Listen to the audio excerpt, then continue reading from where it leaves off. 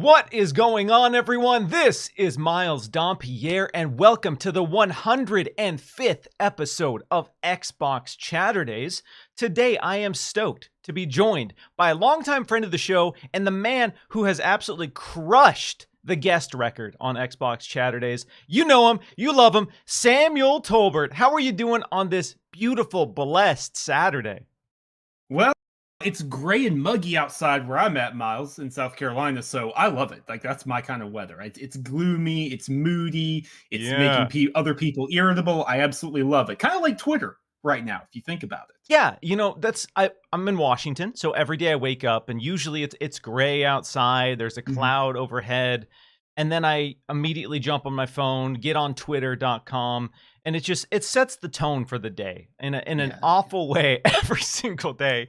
And that's been the energy of the last few weeks. So I'm excited to have you on because we have a lot to talk about. I want to have some good energy. I love our conversations, and that's why I reached out to you this week, because it has been a really fascinating week in the Xbox camp. We had a refreshing interview from Phil Spencer on the Kinda Funny Xcast about consoles, the future of Xbox, where Xbox stands versus PlayStation and Nintendo, the launch of Redfall, the negative reception from critics, from fans, the question marks about titles like Bethesda and the future of the platform. So there is a whole bunch to unpack there. So we're going to be diving into all of that. We're going to be talking about Ravenlok. I want to share my quick reviews on that indie gem that dropped on Xbox Game Pass. I want to talk about Xbox Series X and S storage finally getting a price cut. I want to talk about handhelds. Yes, the Xbox handheld and whether or not that's going to happen. We might have a substitute coming out very soon that will fill that void,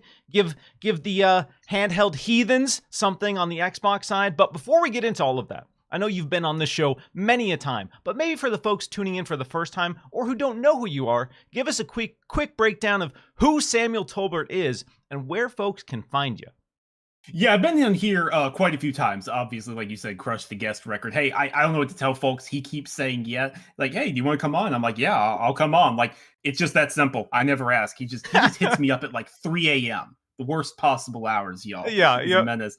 But yeah, so for anyone who doesn't know me, I'm Samuel Tolbert. I'm a freelance games journalist. I started working professionally around the same time Miles did at Windows Central. We both started in July 2019. We were literally filling out our paperwork together. It was great times. We've kind of been buds ever since. Through the fire and the flames, we've been forged together through the good times, the not so great times. We've always had each other's back. And yeah, right now you can find my work professionally on Windows Central and Inverse. That's the two places where I can be seen.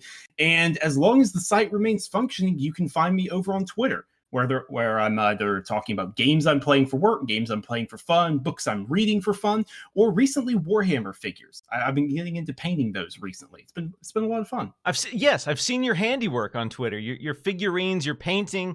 My brother is really into Warhammer, and at one point in time, he had just this epic handcrafted battlefield with a mountainscape and a castle and all this paper mache that he sculpted into a mountain range. And it was really epic and it was really cool. And then he told me what goes into playing the game. And I said, that's a no from me, dog.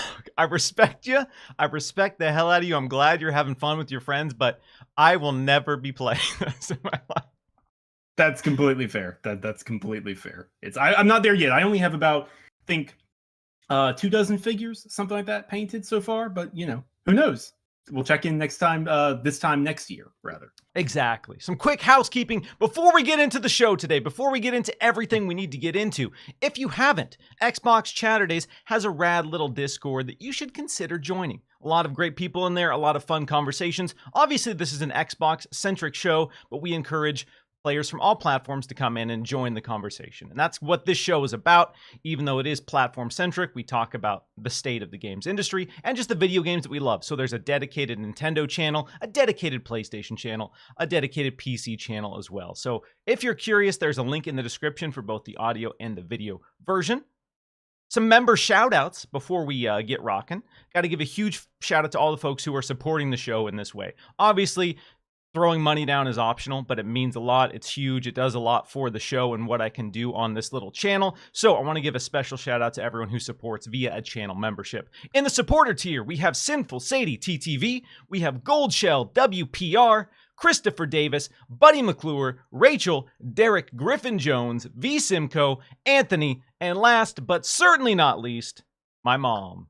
In the loyalist here, we have John Grasula, Patrick, and Nick W., who I see in the chat right now. Shout out to Nick. And in the producer tier, we have Matt Valdez, Yodani Quezada, Hargeet Chani, and Mr. Joanna Dark. Another thing I'm pretty bad about when it comes to this show and this channel is tooting my own horn. You know, I know I'm supposed to tell you to smash the like button, supposed to tell you to subscribe to the channel, share it with everyone, your aunt, your uncle, everyone. I'm not the best about doing that. So if you are new to the show, if you are digging the show, hit that like button, subscribe to the channel. I'm going to try to set some goals for myself moving forward. So I would like to hit 2,000 subs by the end of May. So if you want to help me hit that goal, hit the subscribe button. And gotta talk about some drip, y'all. Some of you have seen it, some of you haven't. Xbox Chaturdays has a merch store. I know this is the shameless plug portion of the show, but hear me out. All right, I did some of these designs myself. I'm excited about the Xbox Chaturdays death metal shirt. I got a shirt and a hat on order. I'm excited to rep that in the streets, but if you haven't seen that, check that out. If you are listening via the audio versions, there's a link in the description as well where you can see these designs for yourself. But a lot of great stuff there. Even have a little Dark Souls inspired one. Miles giving Solaire a piggyback ride. Come on, check it out. And a huge shout out to everyone who's been sending pics of their merch that has arrived. Okay, with that out of the way, with the shameless plugs out of the way, let's get into it. Let's get in, because like we said, it's been a week. We got a lot to touch on. The first thing I want to start with is the games that we're loving right now. And this has been a big initiative for me recently with all of the negativity and pessimism online and the noise that's online. Despite what the news beat of the week is, I want to start with the games we're loving right now. So Sam, what have you been playing and what have you been loving right now in the video game space? Yeah, so right now I am playing and loving Star Wars Jedi Survivor. And to give you an idea of just how much I am playing and loving it, I played it a couple of weeks ago when I reviewed it. My review is up over on Windows Central. I'm not going to retread that here, but please go read. I'm really proud of it. And then I'm playing it over again because I just liked it so much. And that doesn't happen often. That doesn't happen a lot for, the games that are 20, 30 hours. Like, it's not ridiculous. It's not some huge, massive open world, but it's a decent sized game. But I am absolutely loving it. My sympathies to anyone who is dealing with technical issues. I understand that the bug situation has been weird. It seems like it's been very hit or miss. For like some people are hit really hard, and then other people just perfectly fine. I'm in the latter camp. I have not had any bugs, so that is what it is. But if you are having a good experience with it, technologically speaking, what Respawn has crafted is incredible. The level design, the way they've improved it over Fallen Order, all the different accessibility things they've added in, the way how personal the story is, and how Cameron and all the other performance actors really get to shine in this. It really is something special. So I hope they're able to get more patches out and fix it up for people who are having like bugs and crashes and that sort of thing. I've seen so many people raving about Star Wars Jedi Survivor, and that's exciting. People love Star Wars. There's a lot of brand recognition there, but there's nothing better when you can take that established universe, that brand recognition, and deliver something new and compelling that caters to what fans really want. And the original Star Wars Jedi was a testament to the idea that we can have big budget AAA single-player Star Wars games that deliver a narrative outside of the cinematic universe. So it's awesome to see folks really connecting with that. I'm really curious to see how they're going to move Cal forward, and I really have a feeling we're going to see Cal in live action form, whether it's via a show or a movie as well, because it seems like they're really trying to establish Cal as a character that exists in the Star Wars universe permanently. And we know it's an actual actor that plays Cal in this. So there's a lot of potential for multimedia stuff when it comes to Cal and the Star Wars Jedi brand. So stoked to hear you loving it. I've had a lot of people tell me very similar sentiments. I finished Dead Island 2 finally. I was playing it. I've talked about it on the show. I've been loving it. It's kind of the underdog hit of the year, I feel like, because myself and many others looked at Dead Island 2, looked at the saga leading up to launch, and said, at best, it's going to be a playable video game.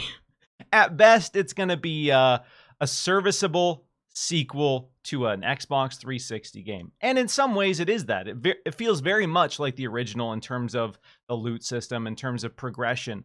But man, they really delivered something incredible when it comes to the world and the gore engine. So I've talked about it previously, but the gore engine is the best we've seen in a video game. It is amazing. I want them to use that tech, share that tech with the world, and really push that forward. But I wrapped it up last night, and I can say that if you're looking for a solid co-op game with some friends, Dead Island 2 is it. It's 20-ish hours, I would say, for the campaign. Finished it with a couple buddies, and despite the fact that some of the missions get a little repetitive, most of the mission structure is, hey, this thing doesn't have power. Go get this thing and give it power. And then, oh no, you plugged it in, now there's a horde mode. Uh-oh, fight all these zombies while it turns on. And so it's kind of basic in that sense. But that being said, the moment-to-moment gameplay is so tight, so rewarding, and so fun. The dropkick, Sam. The dropkick is one of the greatest mechanics in a video game.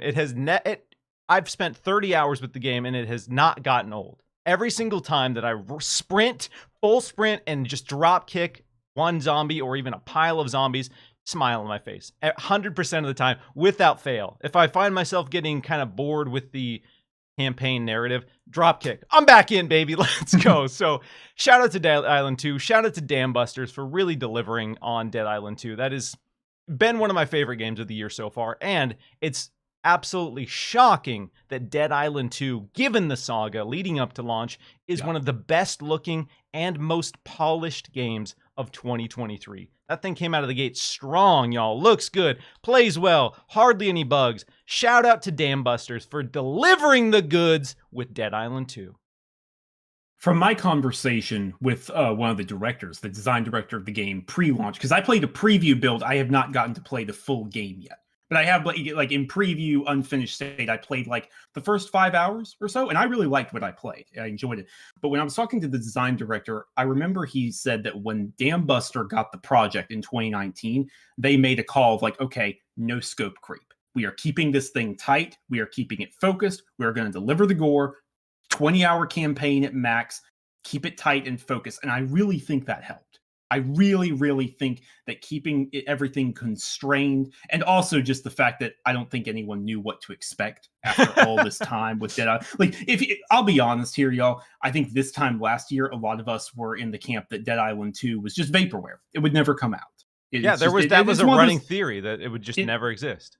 I mean, it had been how many years? It was first announced in 2014. It had changed hands through multiple developers. So yeah, congratulations to the team at Dambuster for what they were able to pull off, especially given the saga that was going on. Yes, it's nice that at the end of this decade-long saga that we got an excellent game, a game that's better than the original in every single way, and really delivers something, like you said, really tight and contained. And we're going to talk about the potential problems with scope creep and the problems with every single game trying to be the only game you play or the biggest game ever very soon. There's a specific example that we've all talked about and discussed this week that we're going to dive into. But first, I want to give a huge shout out to everyone joining us live on youtube.com/MilesDompier. If you were digging the show, hit that like button, share it out, all of that great stuff. We have a lot to dive into today. And I want to get to a super chat from Nick W., who says, what games are you currently playing?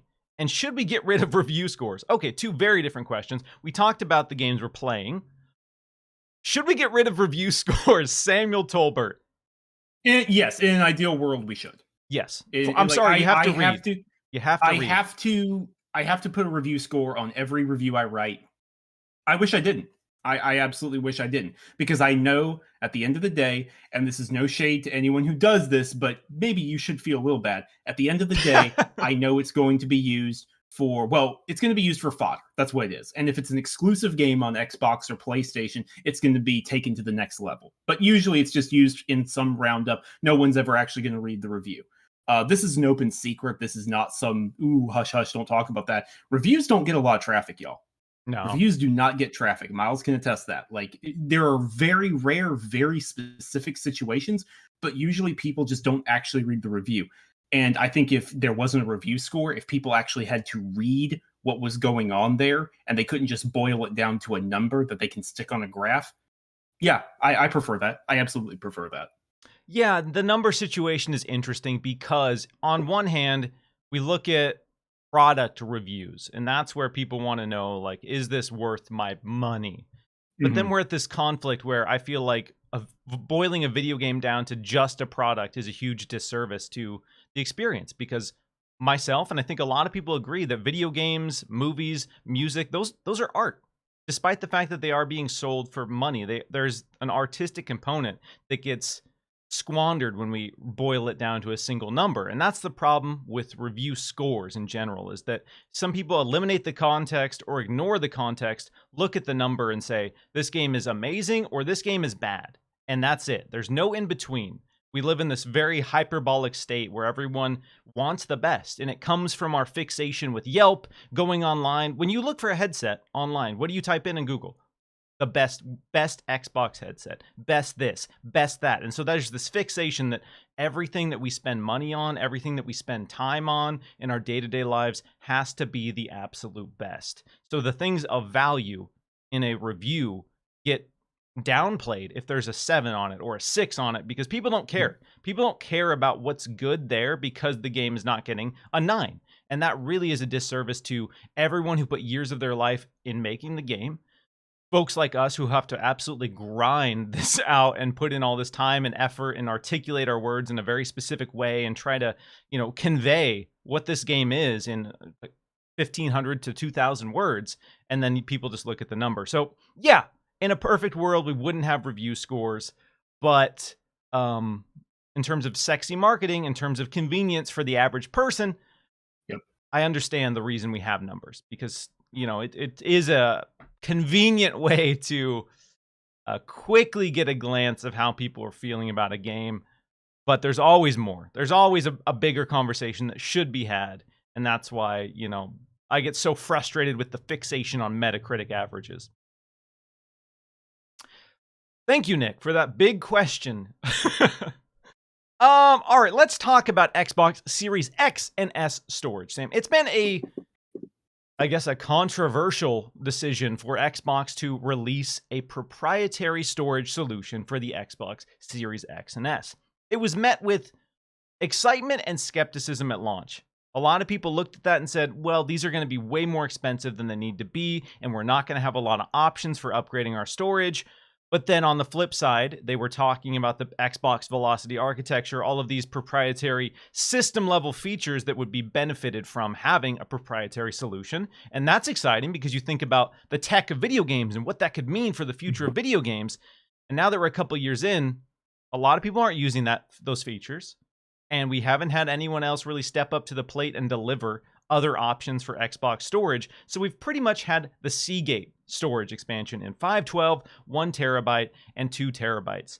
I paid $220 for 1 terabyte of storage. Call me an idiot if you want. I probably deserve it. You're an idiot. I needed the space, all right? I need to look at every single Resident Evil installed on my hard drive at the same time, despite the fact that I'm not going to play more than one at a time. I want to see them all. I want to see all the little squares. I want to say, oh yeah, I could play this Resident Evil. I'm not going to, but I could. So I bought the 1 terabyte, so now I have 2 terabytes on there. That being said, we've been years into this saga and there haven't been options and the price is extremely high. There have been one-off sales here and there, but now we've gotten a permanent discount, at least on the Seagate storage solutions. So if you've been holding out, you've been waiting, it's taken a 30-ish% cut here. And so here are the new prices for the Seagate expansion card.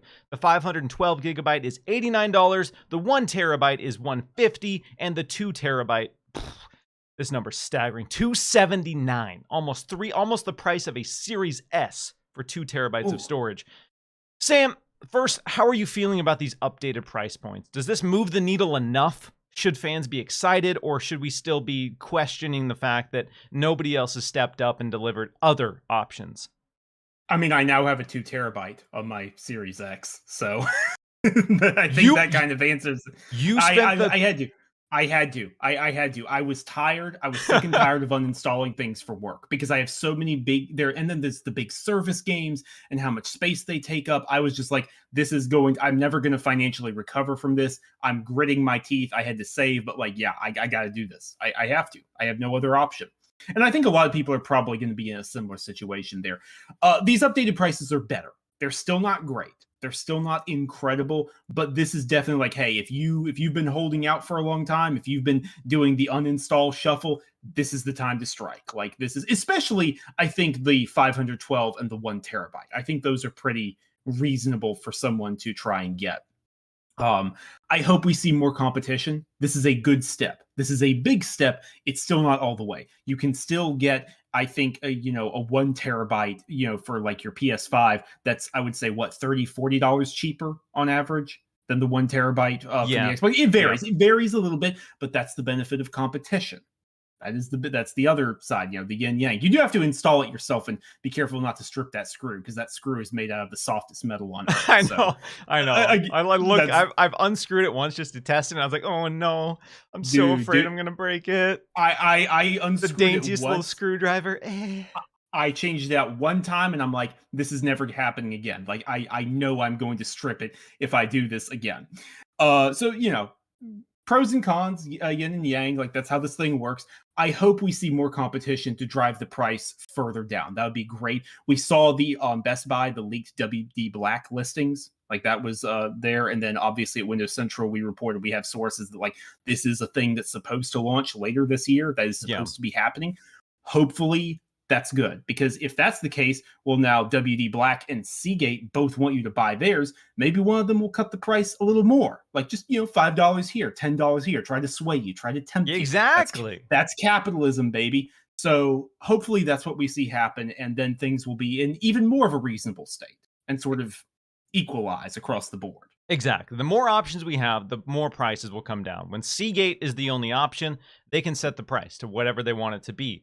It's an officially licensed product through Xbox, but it's not being sold by Microsoft. It's being sold by a partner. So they've set the price, and nobody else has been able to come in and change that price on the Xbox side. So people have had to either not buy an expansion or just eat the price. And so if Western Digital and other players get in there and say, all right, here's something that's literally just as good for $50 less, that's going to force Seagate to come down. And then somebody else can enter the space, like you said, with an even more compelling option or a larger size that's the same price as your 2 terabyte. Here's a 4 terabyte for the price of this 2 terabyte, and really push that forward. And when that happens, that'll benefit everyone on the Xbox ecosystem.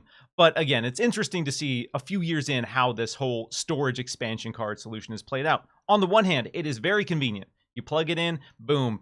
Oh, original PS1, PS2 memory card days, baby. Takes me back to the glory days of gaming where you just slide that in and you're set. That's it. Easy breezy. Where again, it's not that hard to install an SSD on a PS5, and you could watch a quick YouTube tutorial and figure it out in a matter of minutes. So it's not something that is impossible. But there's probably a percentage of people who don't care enough to do it. There's probably a bunch of people who have the PS5 and say, I'm just going to uninstall and reinstall stuff because I don't want to crack this thing open and put it in SSD. I don't want to go online and do the research for which ones are compatible with the PS5. And again, it's not that demanding, but there is, especially in the console space, the console market, it's driven by convenience. It's driven by ease of access. And so that's the benefit. I remember the PS Vita got lit up for its proprietary storage solution, which was expensive.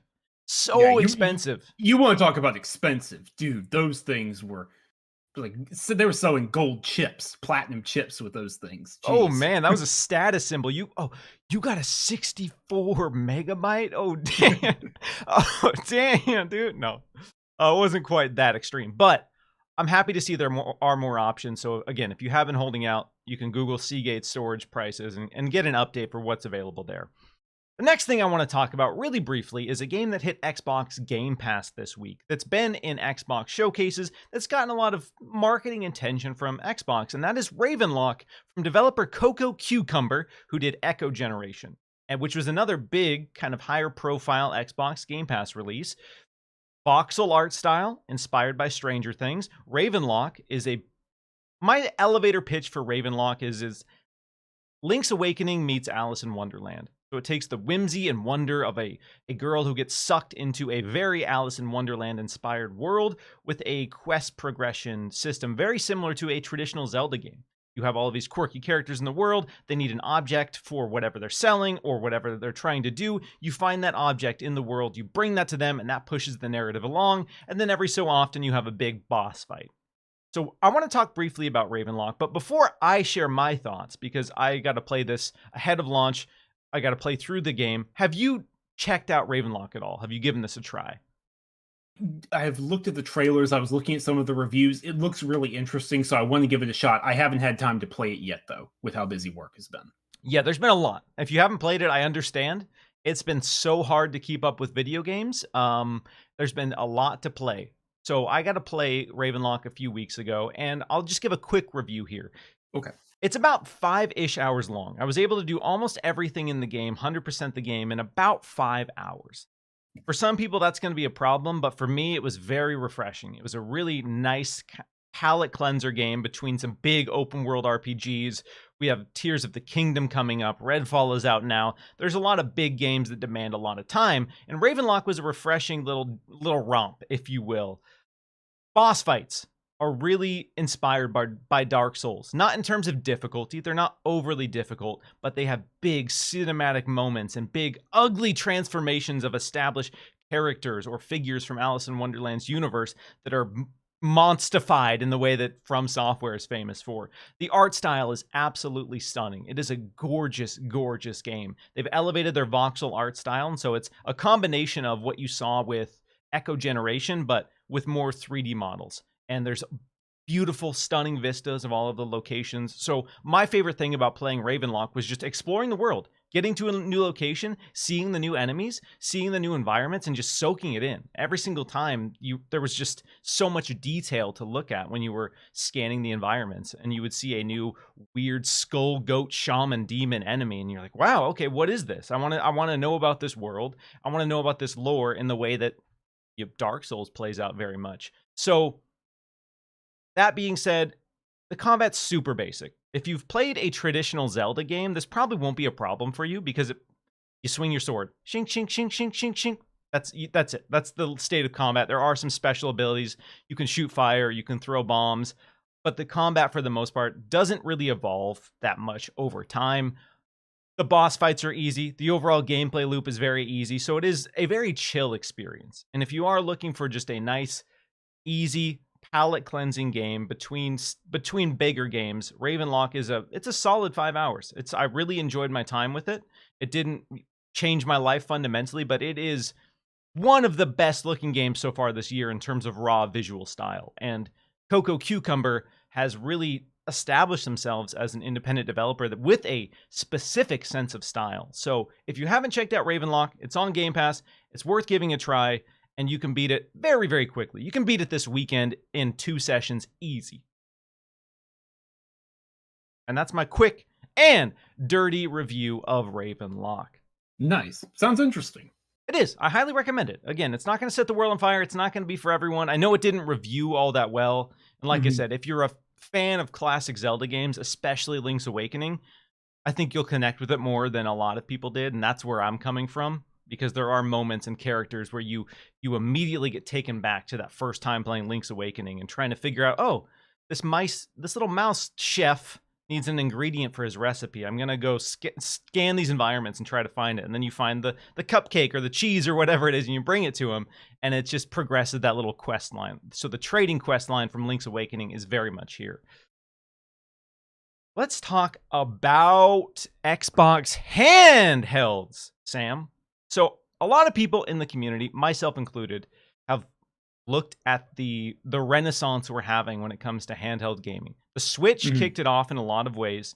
Nintendo came out of the gate with a hybrid console that people loved. It's gained a lot of traction. It's gained a lot of attention, and that's made other players say, "All right, we need an answer to this. We need something in the space that competes with the Switch." We've had the Steam Deck come out, and now we have another brand. Republic of Gamers is dropping their Ally, which seems to be a Windows 11 based handheld gaming device. And so, as you know, Steam Deck uses Linux, so it limits what you can do. You can install Windows on it. There are options to modify and change the components, but out of the gate, the ROG Ally is going to have Windows 11, which is going to mean you can install Steam, you can play your Steam library, you can install games via Xbox Game Pass natively.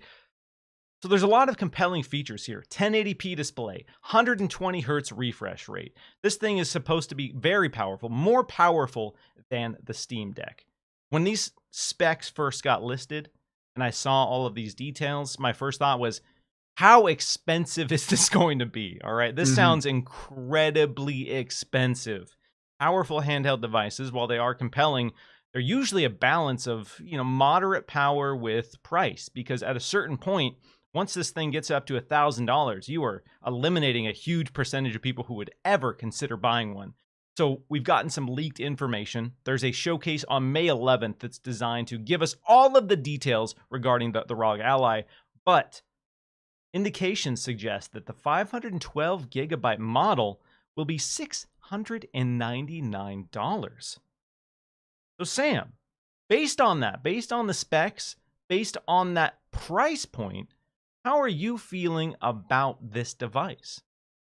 I am interested. The specs look appealing, dude. When I first saw those specs, like my eyes popped out of my skull. I was like, "Excuse me, this isn't competing with the Steam Deck. This is blowing the Steam Deck out of the water. This is a turkey shoot." However, that price also made my eyes pop out of my skull because it's like, excuse me, $700. I mean, it makes sense. It does. Like the specs, the quality, the construction, the screen. Like I get it. I see it. I understand. Windows licensing as well, even though that's probably cheap. They probably got a good deal. Fact is, I can't swing $700. Not at launch. I just can't do it. That's too much of an ask. Not for how I play games. Not with how most of my PC gaming is done, with strategy games, which I can't play. Like that's the biggest problem I have, is so much of my Steam library is strategy games, and that eliminates the Steam Deck for me. That eliminates something like the ROG Ally for me. It would be cool. Don't get me wrong. Would it be cool to like take Halo Infinite and Forza Horizon 5 and all that other stuff, like, and just play it lying back on the couch, like this? Yeah, that'd be cool. That'd be great. It wouldn't be $700 cool. Not for me. Yes. But I'm very curious how it does, because I want to see how it disrupts this new quasi market kind of that has developed now with the Steam Deck. I'm very curious about how this thing performs. This new market is forcing Microsoft to make a streamlined version of Windows for mobile. That is the long-running rumor right now, is that there's going to be a Windows 11 refresh that is mobile-focused. So it's less demanding, it's more optimized for these handheld chips, and it's going to make the operating system more efficient for these devices. And when it comes to a handheld device that is limited on resources, you need efficiency. So $700, as you stated, that is still a lot. That is $200 more than an Xbox Series X, which is designed to be a premium gaming console. So this still isn't going to be for everyone. But that being said, that price point is much lower than I was expecting, because I've seen similar spec'd devices for $1,000, $1,100. So the fact that this is only a couple $100 more than the Steam Deck is going to make it compelling for people who looked at the Steam Deck as an exciting offering. You can get a lot more power, a lot more refresh rate, but let's be real, 120 hertz refresh rate will destroy the battery like you wouldn't believe. I know they're saying it's going to be set to 60. People are going to want to set that thing to 60 immediately. I can tell you on the Steam Deck, the difference between 30 and 60 hertz in terms of refresh rate is like 60-70% in terms of how much more battery life you get. When you play 60 hertz on Steam Deck with some games, you're looking at an hour and a half. So 120 hertz, oh man, that thing, they're saying 8-ish hours. They all say 8-ish hours. That's not the reality. If you play a game at 120 hertz at 1080p on a handheld device, that thing is getting sapped. So it's a cool option. And if there's a great docking solution, I think that's really where it's going to stand out, where you can just take this to a friend's house. You can take this somewhere and you can dock it, boom, 1080p, 120 hertz. And that's going to be compelling. So I look at this price point, I look at the specs, I look at the fact that while the Steam Deck is great, you have to jump through some extra hoops to get Windows, which means it's not really an answer for fans who want an Xbox handheld. The Steam Deck, for me, while I love it, it's not the Xbox handheld that I want. It's not. Until there's some sort of native offering there, whether it be Xbox Game Pass natively via the Steam app, it's not a native offering. But this presents a native offering for Windows devices and the Xbox Game Pass app, which means everything via Xbox Game Pass is ready to go out the gate. Right. So right. At Don't have to worry about that compatibility stuff that has been an issue with some, not many, but some Steam games. Exactly. On the Steam Deck. So this is going to be an excellent option for folks who want that Xbox handheld. And because of that, we're seeing this device on Phil Spencer's shelf in his latest interview.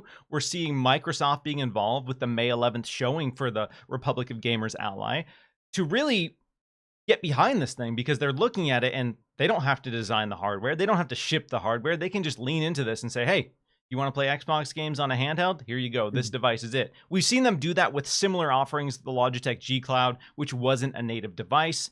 And it still makes me feel like I would like to see a proprietary Xbox handheld.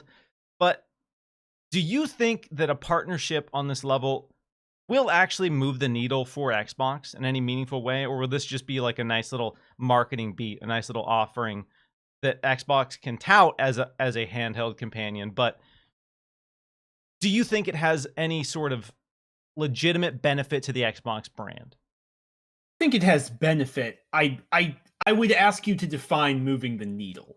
That would be the issue for me. Is like, what do we mean by moving the needle? Is it like this is a cool thing that some Xbox users are going to use, that some people who were never in the Xbox ecosystem are going to pick up and use to play their games, and like, oh, hey, maybe they get some more players on a few of those games? Yes, absolutely. I think that will definitely be the case. I think it's going to be great to see that competition between this and the Steam Deck. And it's also just going to be a lot easier to play specifically Xbox games. Like you said, you can just get the Xbox app.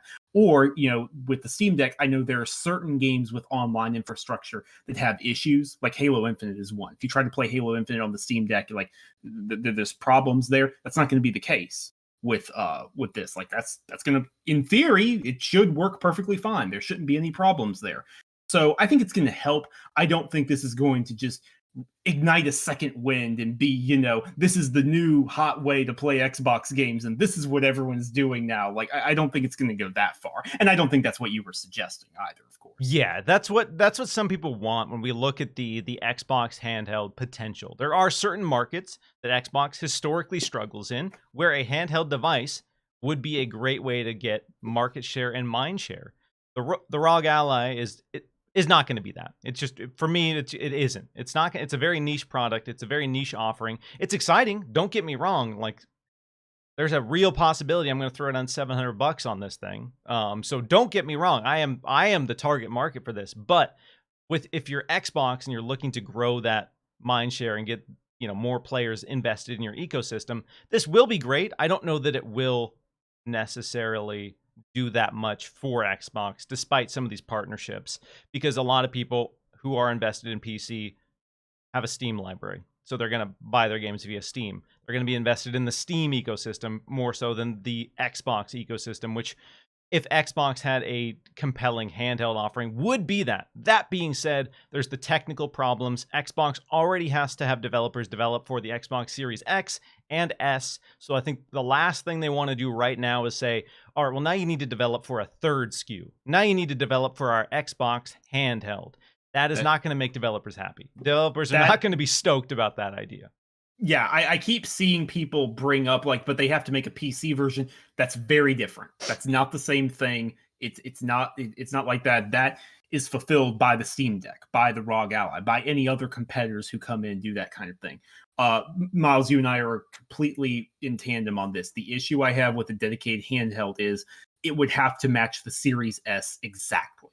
Like, exactly. It would have to be the Series S in portable form. If that cannot be done, don't do it. 2 SKUs is already an ask from first-party devs in addition to a PC build that has to be flexible.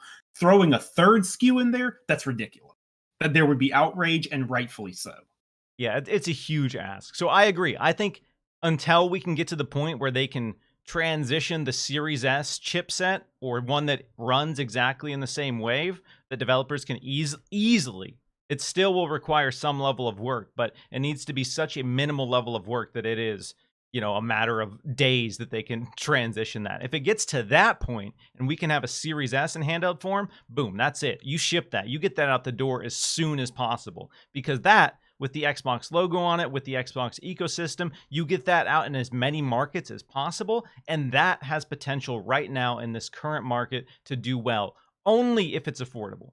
If this is a $500, $700 offering for Xbox, which based on the specs, it would probably be around there. 400 to 500, I think, is the best case scenario. That's still a big ask. But if you can get a $399 Series S handheld out the door for Xbox, that has potential. That has potential to, quote, move the needle for the Xbox brand and its investment in certain markets. But I think we aren't there yet. I don't think right now Xbox and the tech is even there to transition the power of the Series S to a handheld and have it be $400 without taking a massive hit.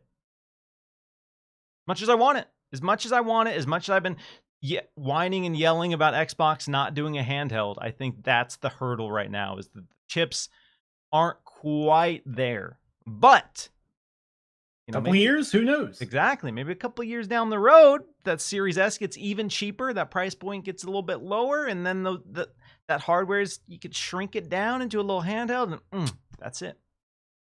That's the play. But whether or not Xbox will do that is the big question mark. Folks like Jez Corden have speculated that, hey, Xbox isn't going to bother with the native handheld because they are really pushing cloud gaming. We've seen them partner with Logitech, seen them partner with Razer. They're really pushing cloud gaming, and again, their whole mantra right now is getting games out to as many people as possible wherever they are. So cloud gaming is a big push, and there's a potential for Xbox to maybe do a native cloud gaming device. I've been spending some time with a cloud gaming device called the abxylute. It's spelled abxylute. It is a Kickstarter project right now, and basically they are trying to have a budget offering in the cloud space, a companion device that's affordable, way more affordable than the Logitech G Cloud, which has dropped in price, which has had some discounts, but it came out of the gate at $350. And to me, $350 for a cloud-only device, that's way too big of an ask. That's way, way too big of an ask. So these guys are trying to target about $200 for an abxylute for their cloud-only gaming handheld. 1080p display, you can run devices on it natively. There is, 60 hertz refresh rate there. So I've been spending some time with it over the last month. They reached out to me about, checking out this is a prototype model that I have. So I've been spending some time with it because cloud gaming to me is interesting, and I've dabbled with cloud gaming on my phone via streaming. But the problem I've always had with cloud gaming for the most part is I need to pick and choose what games I play. There are specific genres that I feel like I cannot play on cloud because of latency. And we've seen the tech get better, and it's consistently getting better. When I first tried Sea of Thieves on cloud, that was a miserable experience. Unplayable. I could not move the camera. I tried Sea of Thieves on cloud via this device very recently, and it was a much better experience. We're not still one-to-one, and you can still feel some latency when you're playing, but I was able to jump into sessions of Halo Infinite, into Sea of Thieves, and enjoy myself and have a good time. And so a device like this, much like the rumored PlayStation companion device, is exciting because what it can offer people who, like me, want the Xbox handheld. The Xbox handheld doesn't exist, but I still want to play something like Loop Hero, something like Shredder's Revenge on my couch, on the toilet, wherever I want to play, damn it. And I'm not going to bring my Series X into the bathroom and mount a 26-inch TV across from the toilet because, one, what am I, some kind of sicko? And two, that's just not convenient, all right? It's not convenient. And that's the benefit of handheld gaming, is the convenience. You can play anywhere you want and how you want. And that's why people champion the idea of an Xbox handheld. Sam, where are you at with the current state of cloud gaming? Do you think where it's at now is good enough? Or what do you want to see from the future of this tech? I mean, what I want to see is really simple, Miles. I just want to see it improve. I want to see improved, video quality options. I want to see improved frame rate options. I want to see improved streaming. I want to see improved latency. It's really, really simple. I am sorry to poke a sore point. I am not the CMA. I do not believe that cloud gaming is the absolute future, that everything should pivot around and every decision Well, should you're a pivot fraud around. and a shield. But I do think it's interesting. I think it's important. Back, pre 2020, pre pandemic, and all that, I actually played Gears of War. Played Gears 5 with my brothers while I was away for a business trip, and I just pulled out my phone, set it up, on a little stand, played Gears of War. It worked great. It wasn't ideal, but like it worked. It was fun, and so I can see myself continuing to use it in those kinds of situations. It's never going to be the main way I play a game. It will never ever replace that. That's just how it is. That's the tough balance, because like you said, if you're used to that native experience, you're familiar with how a game feels on a native piece of hardware, you do notice the differences. But the reason I think Microsoft is investing, and they've seen data that suggests this, is that a lot of casual players, as long as the experience is good enough, that is enjoyable for them. And if they don't have a basis for comparison, if they haven't shelled out the $500 for a console, they just are playing it via their phone, playing it via a streaming device, however they're playing it via their browser, that's good enough. And I think, as we've seen with streaming video in general, there's a huge difference between that 4K Ultra HD disc. When you put that in and you have your dedicated player for it, your dedicated hardware, you sit back and, oh yeah, take me away, just washed by the visuals, no artifacting, crystal clear. You watch that same movie via Netflix or Amazon Prime, there's artifacting, lower resolution, lower picture quality. That being said, for most of us, myself included, that convenience is more powerful than the loss of fidelity that we're getting. Right. And I think as gaming gets bigger, that's kind of where Microsoft is trying to be, is as long as that experience is great and good enough, even though it's not as good as the native experience, they don't plan on getting rid of the native experience. This is just a complement to that. I think there is potential for cloud to be an option. Again, the infrastructure in the US right now is not good enough in most places for this to be a mainstream success. It's going to be niche for several years until we have bigger players invest, and they should be. We should have more tech companies and more cable companies and more fiber companies going to the middle of the country and saying, let's get you internet. The fact that that hasn't happened already is staggering. And once that happens, then there is huge potential for cloud to be the way a lot of people engage with video games, especially once it becomes a native app on your TV. And more TVs just say, boom, you want to play a PlayStation game, you want to play an Xbox game, boot this app up, you're good. Connect a controller, boom. Hell, what was it? Xbox at one point in time had the remote. You could sync your phone to your console and use that as a controller. Like, there's potential that you don't even need a controller. There's options there. So I think cloud has potential. This Absolute gaming handheld has been a much more enjoyable experience than I was expecting, as someone who is a big skeptic of the cloud experience, as someone who is a big console heathen, a big hardware purist. I've been burned in the past or unimpressed in the past, and I've been able to play most games fairly well. I'm still not going to use this as my main way to play Halo Infinite competitively. There's still a difference that I can feel enough that I'm not, playing at my peak. It hurt I played some rounds on this, and while it was fun, it hurt my KD, bro. My KD took a hit, and I can't have that. I got a reputation to uphold as a gamer. TM. So yeah, wanted to share my quick impressions on that. I'm going to do a deeper dive video on there, but things have been hectic as hell. Things have been crazy busy. So I wanted to take a minute to talk about this device. And I want to give a quick shout out to everyone joining the chat. I see so many amazing familiar faces. Crytopsy, Cinedex, Paris Lily in the chat, who's, what is this? He's offering to buy me a ROG Ally? Paris, you're a sweetheart. Aww. Thank you. I'm holding you to that's legally binding. Anyone watching right now sees that. They know that that's legally binding. All right. Paris Lily must present me one Rogue Ally. Market value $699. Thank you. Thank you so much, Paris. You're a sweetheart. I love you. Okay, Sam, you ready? Get yourself ready. Get yourself ready. Let's Get out do of your it. Seat. Stretch it out. Okay, we got to talk about Redfall. And again, if you've been on social media this week, you've seen people talk about Redfall. You're probably sick of people talking about Redfall. So I'm going to try to approach this conversation in a way that's interesting and constructive. but also touches on the state of the game for people who maybe aren't in tune, haven't been on Twitter, all of that. If you are curious on my deeper thoughts, my overall impressions of Redfall, what it gets right, what it gets wrong, I put out a very lengthy video. It was about 40 minutes where I sat down and did exactly that. My impressions on Series X, what they got right, what they got wrong, and should you bother playing the game. So if you really want my 40-minute opinion on Redfall, watch that. I tried hard to add context and nuance to the conversation without just dunking on the game, which is what it's turned into this week. And before we get into this conversation, I do want to have a broader conversation with you, Sam, and the audience and the people who come to this show, because I feel like we've curated an amazing community of people who are here for the conversations, who are here to have respectful conversations about the video games industry, who love video games, want to see it succeed, and don't really take some sort of sick glee in watching a game get destroyed online.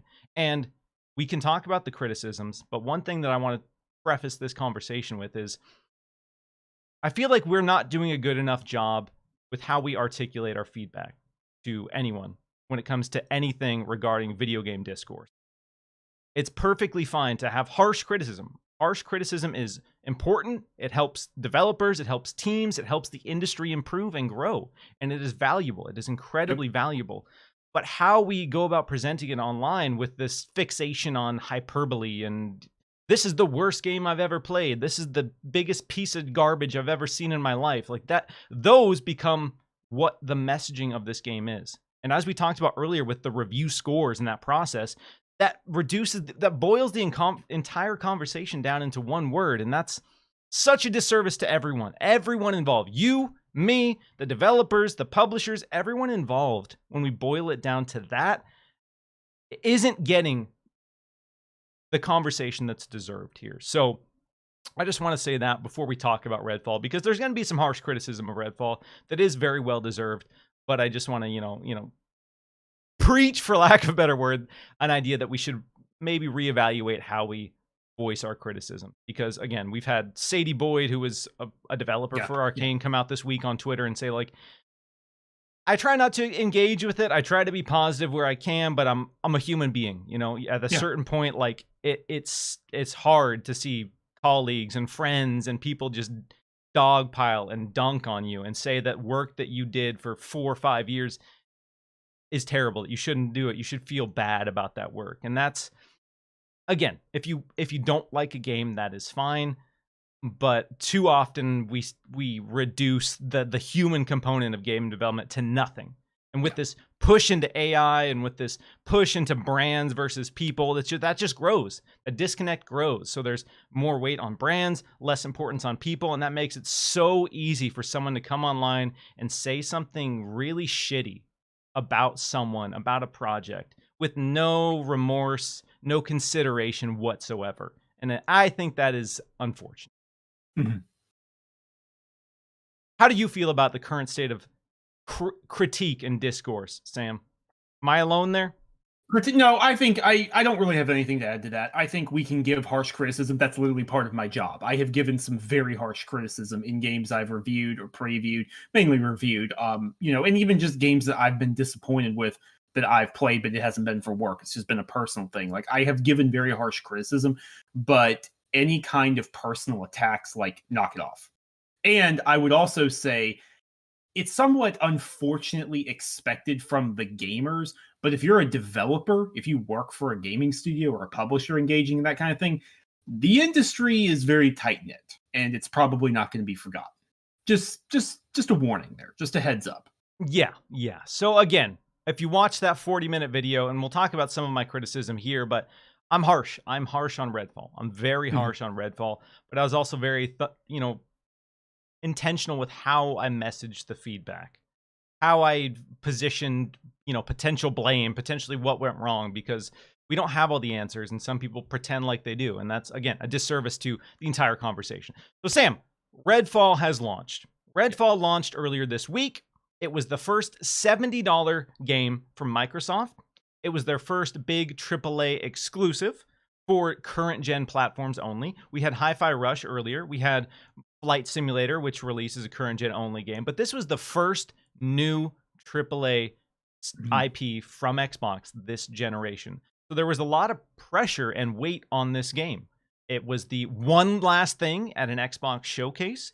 It's had a long, lengthy marketing cycle. It's gotten a noteworthy delay. So there was a lot of anticipation. And this is coming off the back of Forza Horizon 5, Halo Infinite, and 2022. For 2022, for a lot of fans, Xbox didn't deliver on the game front in any meaningful way. And a lot of people were really frustrated by the fact that, Halo's tail wasn't as strong as it should have been. And that's compounded by the fact that Microsoft had nothing interesting first-party wise to offer in 2022. Again, I oversimplify that a little bit, but that is what big people are saying. Oversimplification, but yes, we're on the same page. That is the skepticism that some people have voiced online about Microsoft going into the release of Redfall. So the saga leading up to launch, there was the initial reveal trailer where people said, this looks like a Left 4 Dead clone. I don't get this. They immediately after that had to come out and say, it's not a Left 4 Dead clone. They had to shut that messaging down. And then right before launch, they had to come out and say, hey, that 60 FPS mode that we have on the box and that we've had listed on the Xbox store, that's not coming at launch. Sorry, that's coming later. 30 FPS mode only on launch for our first $70 AAA game, which people rightfully were upset about. And that kind of, again, made people say, oh man, is this coming in hot? Is Redfall coming in hot? And then we didn't get review codes until Thursday evening with an embargo on Monday. And then a lot of people were like, this is definitely coming in hot. This game is absolutely coming in hot. And then we all got our hands on it. I remember booting up the game for my preview, and I played pretty much exclusively on Series X. So I didn't play on PC. So my experience was based exclusively on the Series X build. I remember booting it up, having the initial cutscene, and then turning the camera and saying, wow, whoa, what's going on? Everything about this feels wrong. Why does it feel like this? And then you go into the settings, you realize that there's an input response control that's set to default, and you can make it low or you can make it high. So for whatever reason, there's an option to make the input response worse. So if you go in and turn it to low, it instantly makes the aiming feel a lot better. And then there's 3 different motion blur options. The default motion blur option is high. I will say I'm personally a fan of motion blur. I don't mind it. I like that it makes the movement of the camera more natural, but the high setting was way too high. It made everything look muddy, so I turned that down to low, and then just turning those 2 features down instantly made the game feel better. But that being said, you get out to the world and things start popping up where you realize fundamentally, almost instantly, that things aren't gelling in this experience. That this experience has some great ideas, but the overall execution isn't what it should be. So my initial impressions weren't hot. I reached out to people who I knew were reviewing, and I said, am I off base here? Am I out of my mind? Like, I was expecting to go into Redfall loving it. You've seen me tweet about Redfall. You've seen me say that, Redfall is one of my most anticipated games of the year. It's going to be one of my most played games of the year. I love horror. I love co-op. Arcane has delivered in the past. And I had to reach out to people and say, am I losing my mind? Am I just completely out of touch? Or is this game really missing the mark? And a lot of people were echoing my concerns and criticisms, and then reviews hit. And it wasn't just the small group of people I talked to. It was a huge number of people who were playing the game, reviewing the game. They had problems with Redfall, really, really big problems with Redfall. And it came out to very poor reviews. So I've talked about my thoughts a lot, and I don't want to dwell on that too much. But I know you've been playing a bit, Sam. So where are you at with Redfall based on your time with the game? Okay, so I've played about 7 hours so far. Jedi Survivor guides and other busy work at Windows Central has kept me from really fully diving in. But I've put about 7 hours in so far. I do want to finish my playthrough, and I want to play it with some friends. I've been playing only by myself so far, and I do want to play some co-op. There are a lot of ideas I like in Redfall. There's a lot of interesting little things. There's a lot of things here or there where I'm like, oh yeah, that's cooler. Oh yeah, that's Arcane. But as much as I am having fun from moment to moment at times, the overall experience is not what I would have wanted. The overall experience is not, I would, if this makes any sense, dense in a way that I prefer arcane games to be. Prey, Dishonored, even Deathloop to a lesser extent, granted. If you've played those games, you know they're very dense. There's a lot of little things you can interact with in the environment. There's a lot of environmental interactions. There are things like that in Redfall. They do exist, but they're very spread out. It's very thin. It's like, oh, a building, there's multiple ways into that building, but there might only be one interesting thing in that building. And it's like, if this were Dishonored, like there would be a lot of different things. I would have discovered some secret passage to another building. I would have discovered some secret code. I would have found something like that. Here, it's just, oh, it's this one note. That's it. Just this one note that's in there. Or like I had this really cool moment actually where for a safe house, there's different safe houses, kind of Far Cry-esque, where which I'm fine with. That's one of the ideas I like in the game. I'm okay with that. And there I had to get this key to start a generator, and I saw the key jammed into a car, took it out, didn't even think about what I was doing, and it set off this alarm that summoned a bunch of vampires over. And I'm like, that's really cool. I like that. That's classic arcane. I should have taken more care to disable the alarm first. But then there's nothing else to it. There's just no other way of approaching that situation. It is that one thing.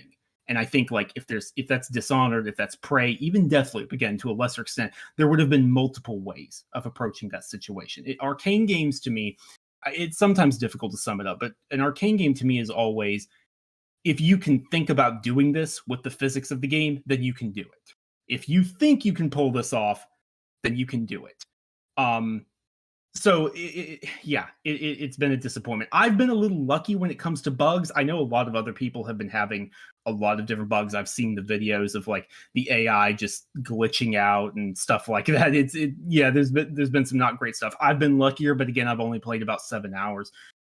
I'm having fun from here to there. I do want to play it with friends in co-op because I don't know if this is the case, that like in co-op, the characters have a lot more dialogue with each other, and the writing is great. Like the writing is always great. I expect nothing less from Arcane. All the writing around the bosses and the notes and that kind of thing is good. So I do want to experience it in co-op, but I am disappointed, I would say. Yeah, there's a lot that is great.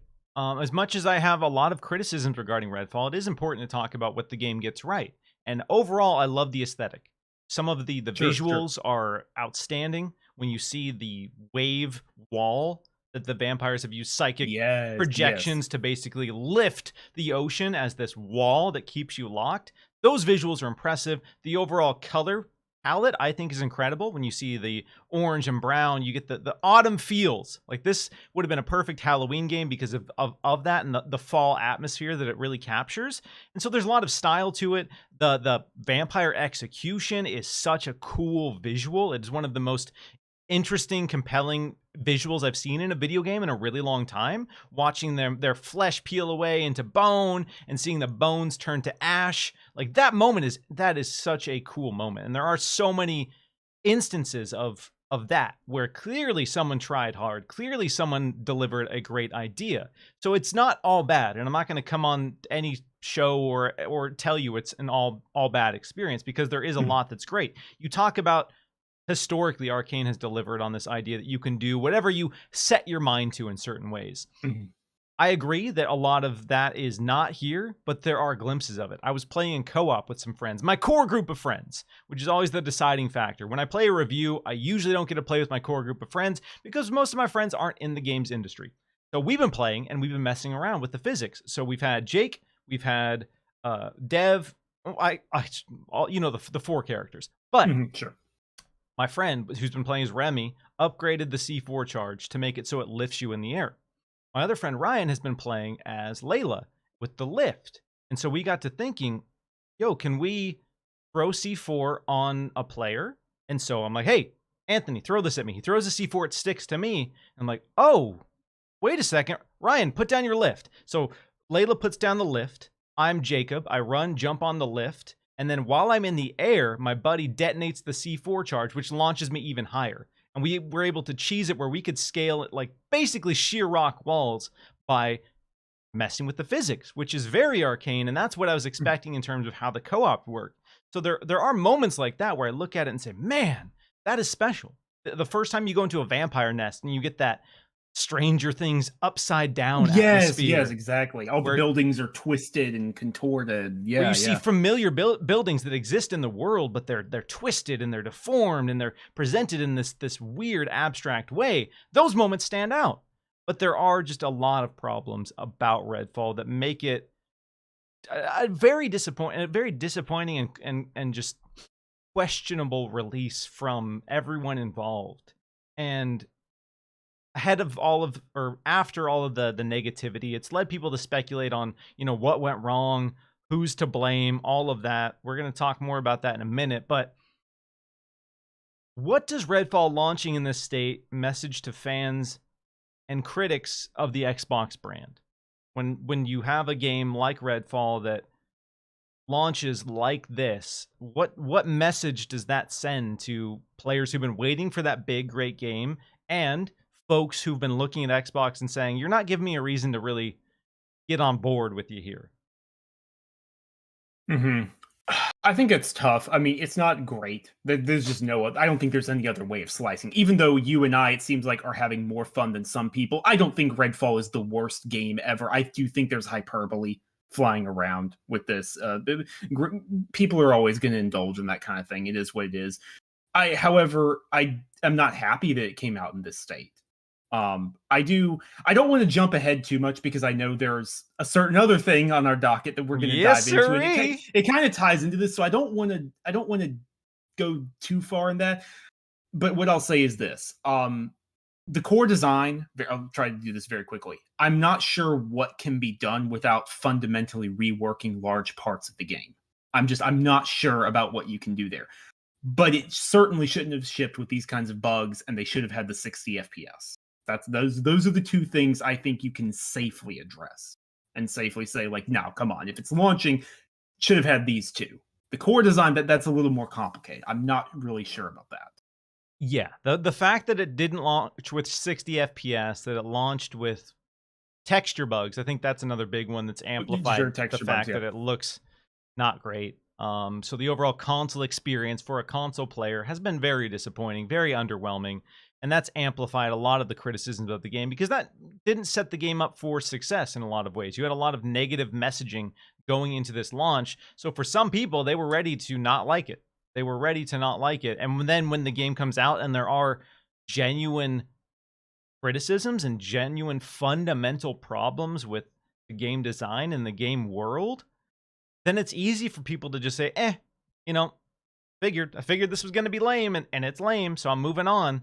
Again, I agree. I don't think it's the worst game ever. Again, I'm very middle of the road. I'm not going to argue with anyone who gave it a 5 out of 10, though. Like, there are a lot of things that I look at and say, man, that's hugely disappointing. That hugely misses the entire idea of what this game could have been. And I think for people who are connecting with it and enjoying it, they're looking at what it could have been.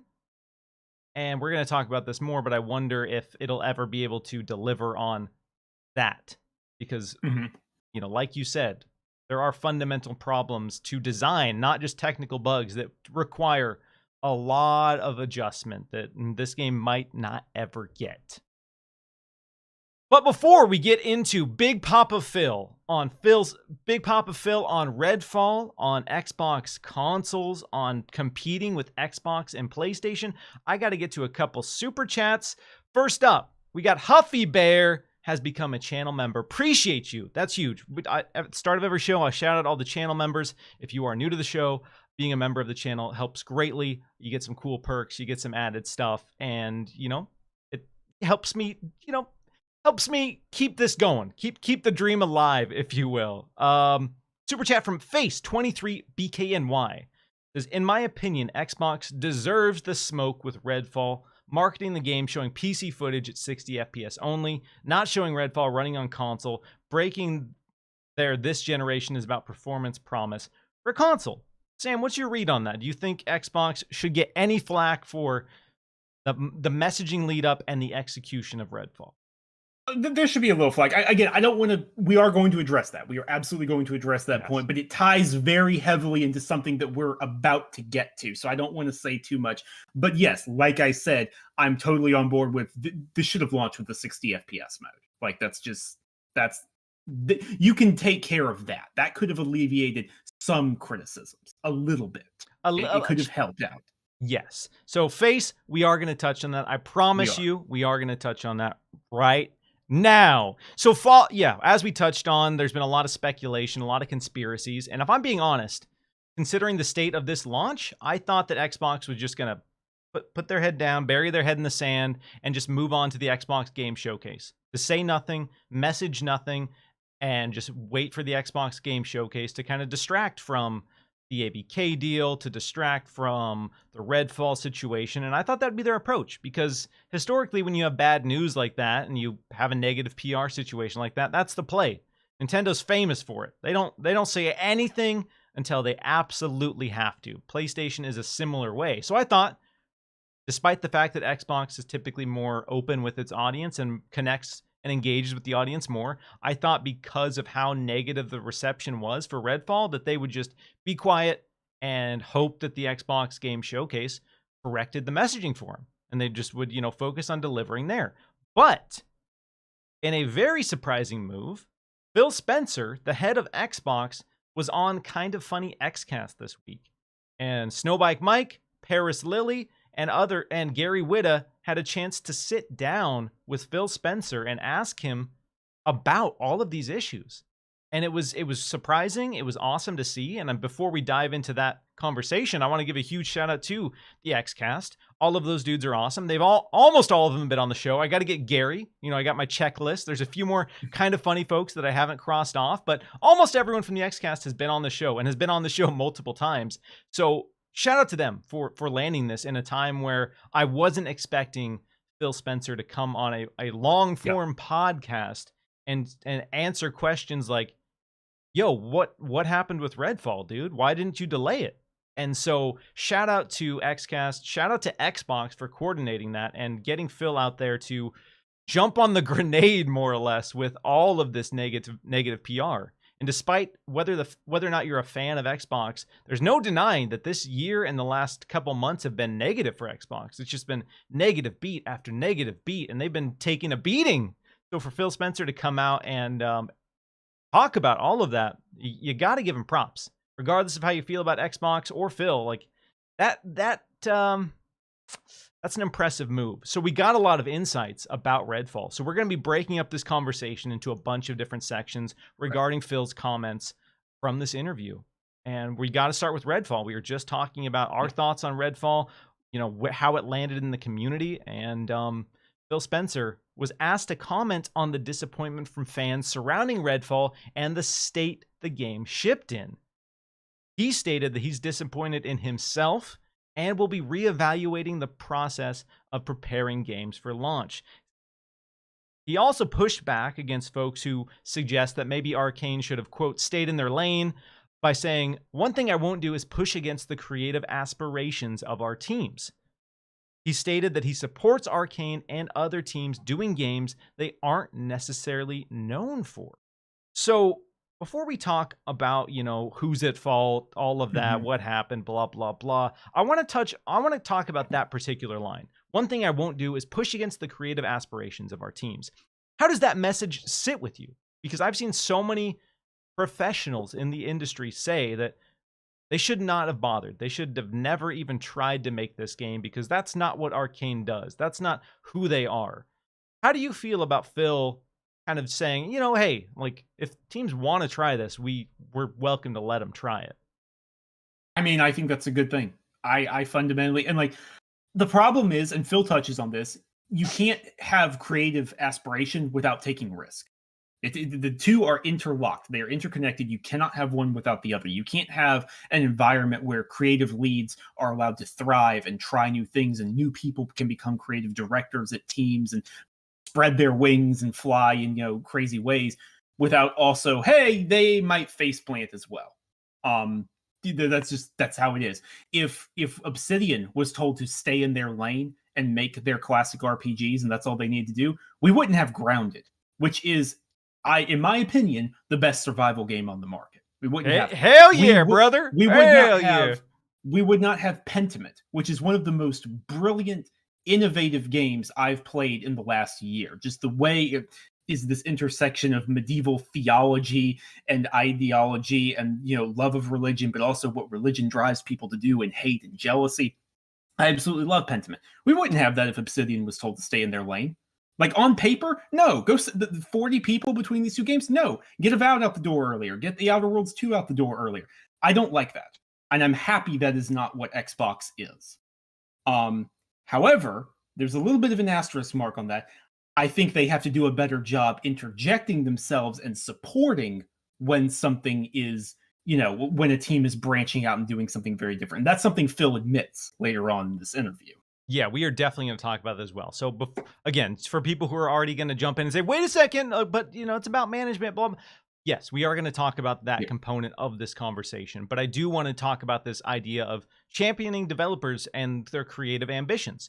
Because what I hear all the time, and this is a misconception, because I have talked to development teams about this idea that, when someone is doing something new, they're being forced to do that. That someone is telling them you have to do that. And that's usually not the case. Usually it's somebody within the team or a group of people within a team that have an idea for, hey, we like this game. We like this format because, believe it or not, developers play video games. They enjoy video games, and they enjoy video game genres that aren't what they make. So a lot of the times, a case like Redfall is Arcane saying, hey, like, we like this genre. We have an idea for a twist on this genre, and we want to see if we can do it.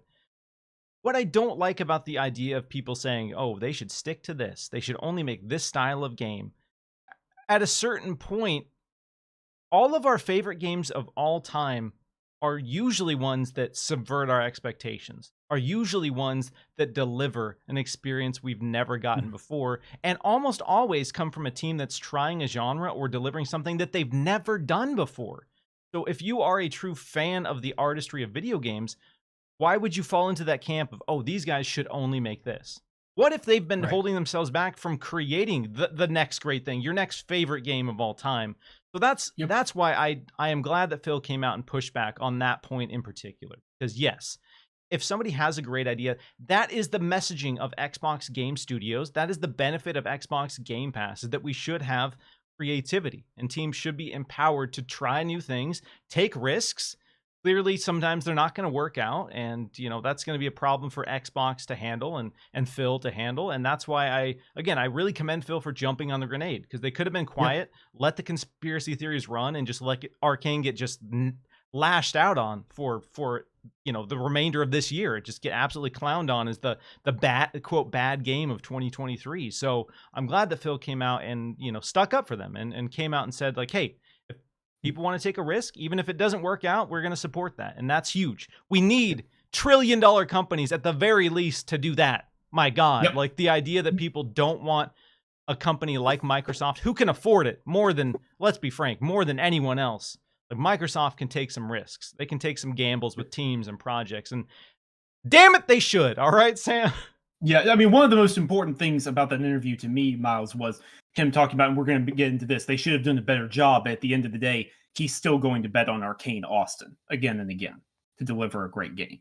And that was important to me as an Arcane fan to hear that, because it's like, yes, that is important. Do I want their next game to be like this? No, I want Prey 2. If anyone at Arcane Austin is listening, like I'd like another Prey, please. Please give me something like that. But hey, whatever they do next, if Xbox and Bethesda are backing them, then that is important. Yes. So another part of this conversation, as you touched on, was, why wasn't this delayed? Because we see that a lot. We have a lot of people who look at this game and say, this clearly wasn't ready. I talked about it. I said the polish across the board wasn't there. It didn't feel like a polished, ready to go experience. So why not delay it? Why not give it more time? Because Phil Spencer states in this conversation and other conversations that they're not adverse to delaying a game. They're not against delaying a game.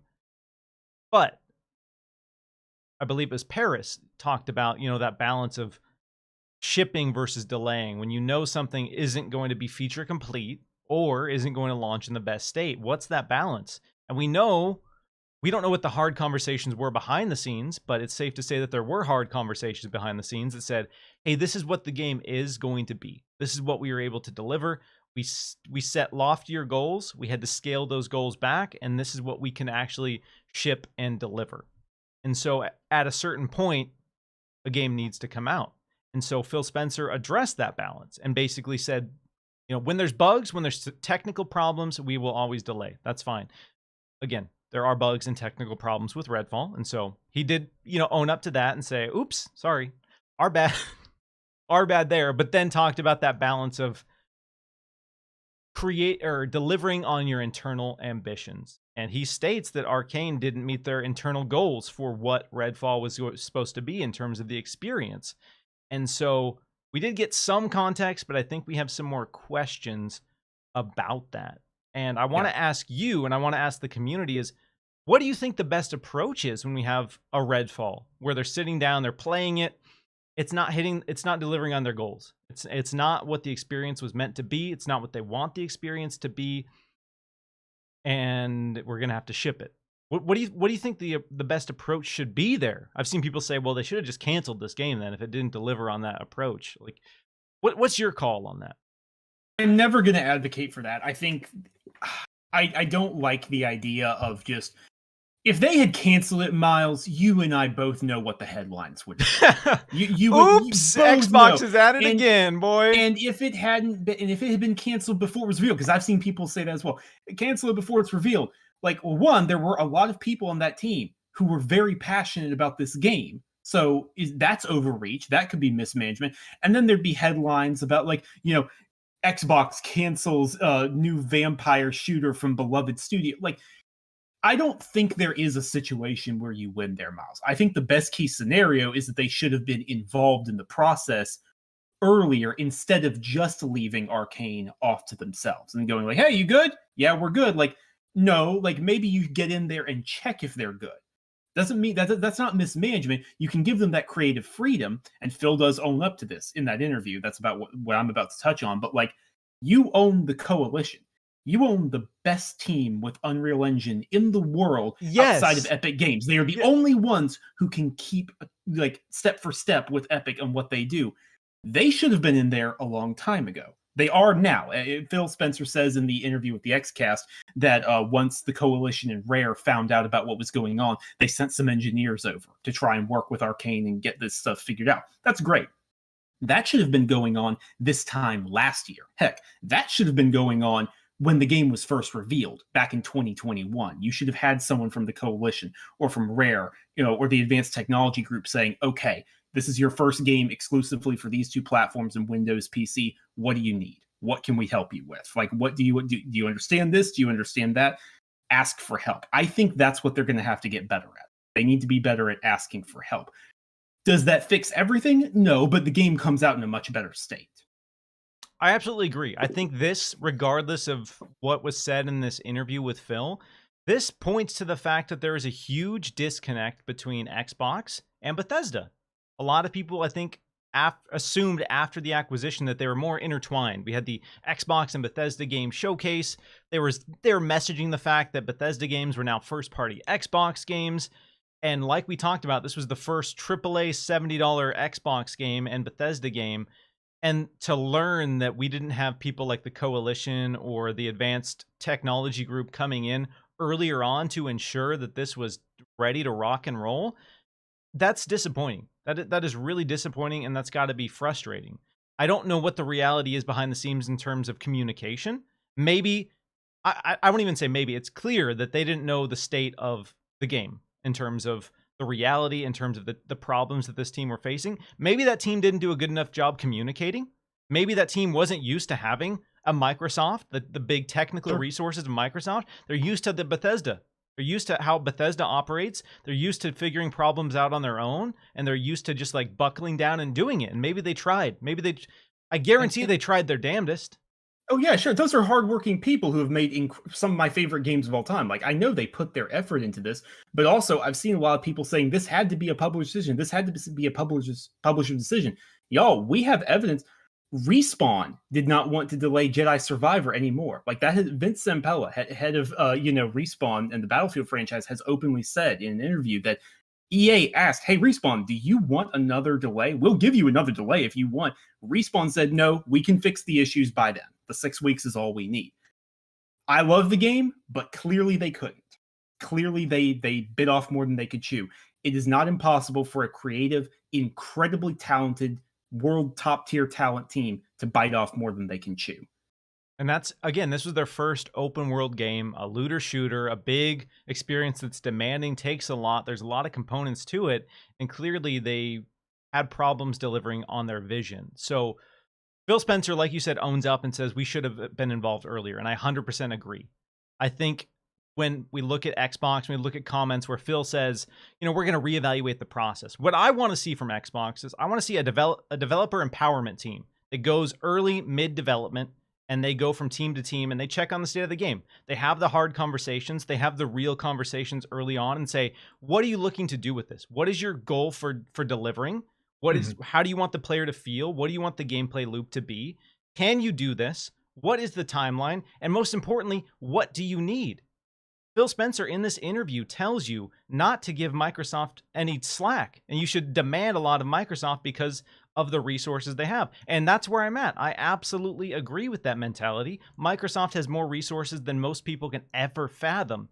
So the fact that an Arcane didn't get the support that they needed to deliver an amazing experience with Redfall, it's disappointing. It's frustrating. So, I see people calling for Phil's job, calling for Matt Booty's job. I think the reality is that those dudes are incredibly busy. They're stretched too thin, and they need some people underneath them who can go in and really get in with these studios and not make it micromanaging, because no one wants to be micromanaged. But they need someone who can empower these developers to, if they have a bold idea, have the resources to get it done. Like you said, the Coalition. They're masters of Unreal. We've heard Matt Booty talk about these meetings where they get all of the teams together to show the ideas and the games that they're working on.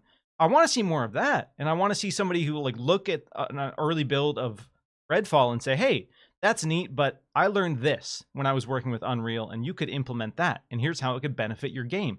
Stuff like that needs to be happening very early on. Not at the 11th hour, because at the 11th hour, you can't do a damn thing about it. We're going to be waiting weeks and weeks to get 60 FPS. And who knows what the fundamental changes of the game will look like, whether or not there will be fundamental changes to the game. We know there's going to be 2 characters. There's a season pass type thing where there are characters. So we know at least characters are coming, but maybe that's it. Maybe it's just characters. They deliver on that because they legally have to, and then they move on. We don't know. But it is refreshing to hear Phil talk about sending the advanced technology group out, sending out the Coalition, sending out Rare, getting hands on this game. But it's frustrating to know that it took negative PR. It took the 30 FPS announcement. It took the game potentially launching in a very suboptimal state for that to be the reality here. So what I'm hoping, Miles, not to cut you off, but what I'm hoping is that this is an inflection point for Xbox and Bethesda, and for Bethesda to realize what it means to be part of Xbox, and for Xbox to realize what it means to have Bethesda, and that they can all work together a lot more closely. And Phil does say they've done a better job with Starfield. He said they did send the team over a lot earlier on in order to help and make sure Todd and his team at BGS had what they needed and all of that. That's good. That should be the standard moving forward.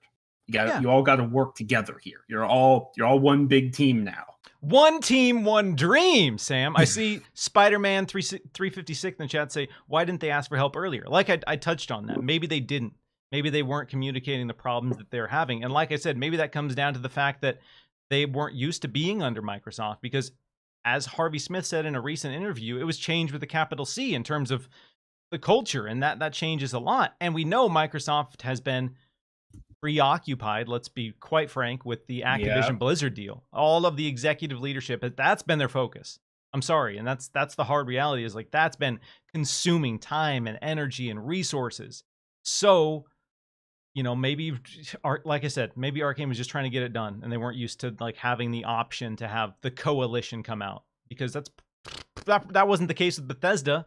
You probably weren't calling the Coalition when you were just Bethesda on an island saying, hey, we're struggling with Redfall. Can you come help us ship our game? But now they're under the same umbrella. They have the resources, and we want to see that, delivered. The promise of what a game can be delivered. So Gary had a great message about failures and about how you pick yourself up and move on, and that was kind of a theme of this interview. Phil touched on those points as well. So they talked about this mock review process, and they basically, put some heat on Phil and said,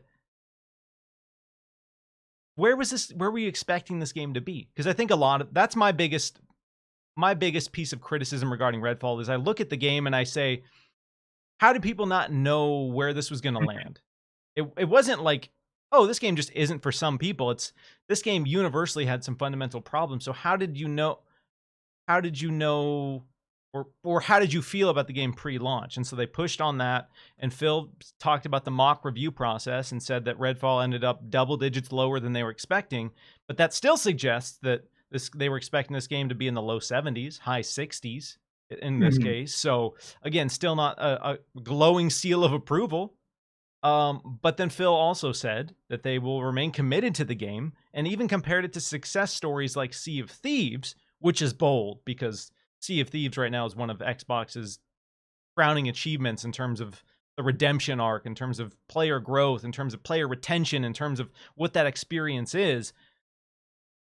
And in that same interview, Phil Spencer also says that sometimes there's a disconnect between the goals and, when there's fundamental problems with the game versus technical bugs, you ship it anyway. Do you think we'll see Redfall turn around, considering that messaging in that interview? Do you think it's going to get the time and resources to be able to deliver on what those original goals were? I'm hesitant of comparing anything to Sea of Thieves, not as a comment on a team or a team's capability or anything like that, just because Sea of Thieves, whatever it is, whatever you think of it, I love Sea of Thieves. I know I don't have to ask your opinion on it, Miles. Even back when it released and it just didn't have these incredible years of support that it has gotten, even at launch, there was nothing like Sea of Thieves.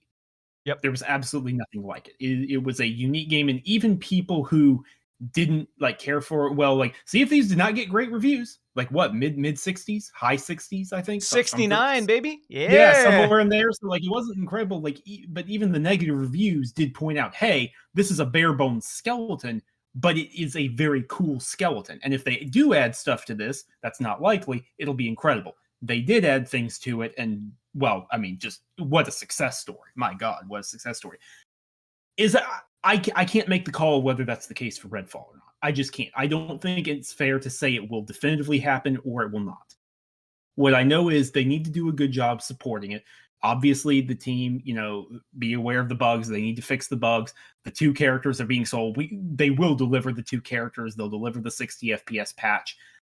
I'm guessing, Miles, if I have to pull out my crystal ball, that after those things, after they fix some bugs, after the 2 characters are out, and after they get the 60 FPS patch out, I think they probably have a good, hard conversation at that point about what can be done versus moving on to the next game.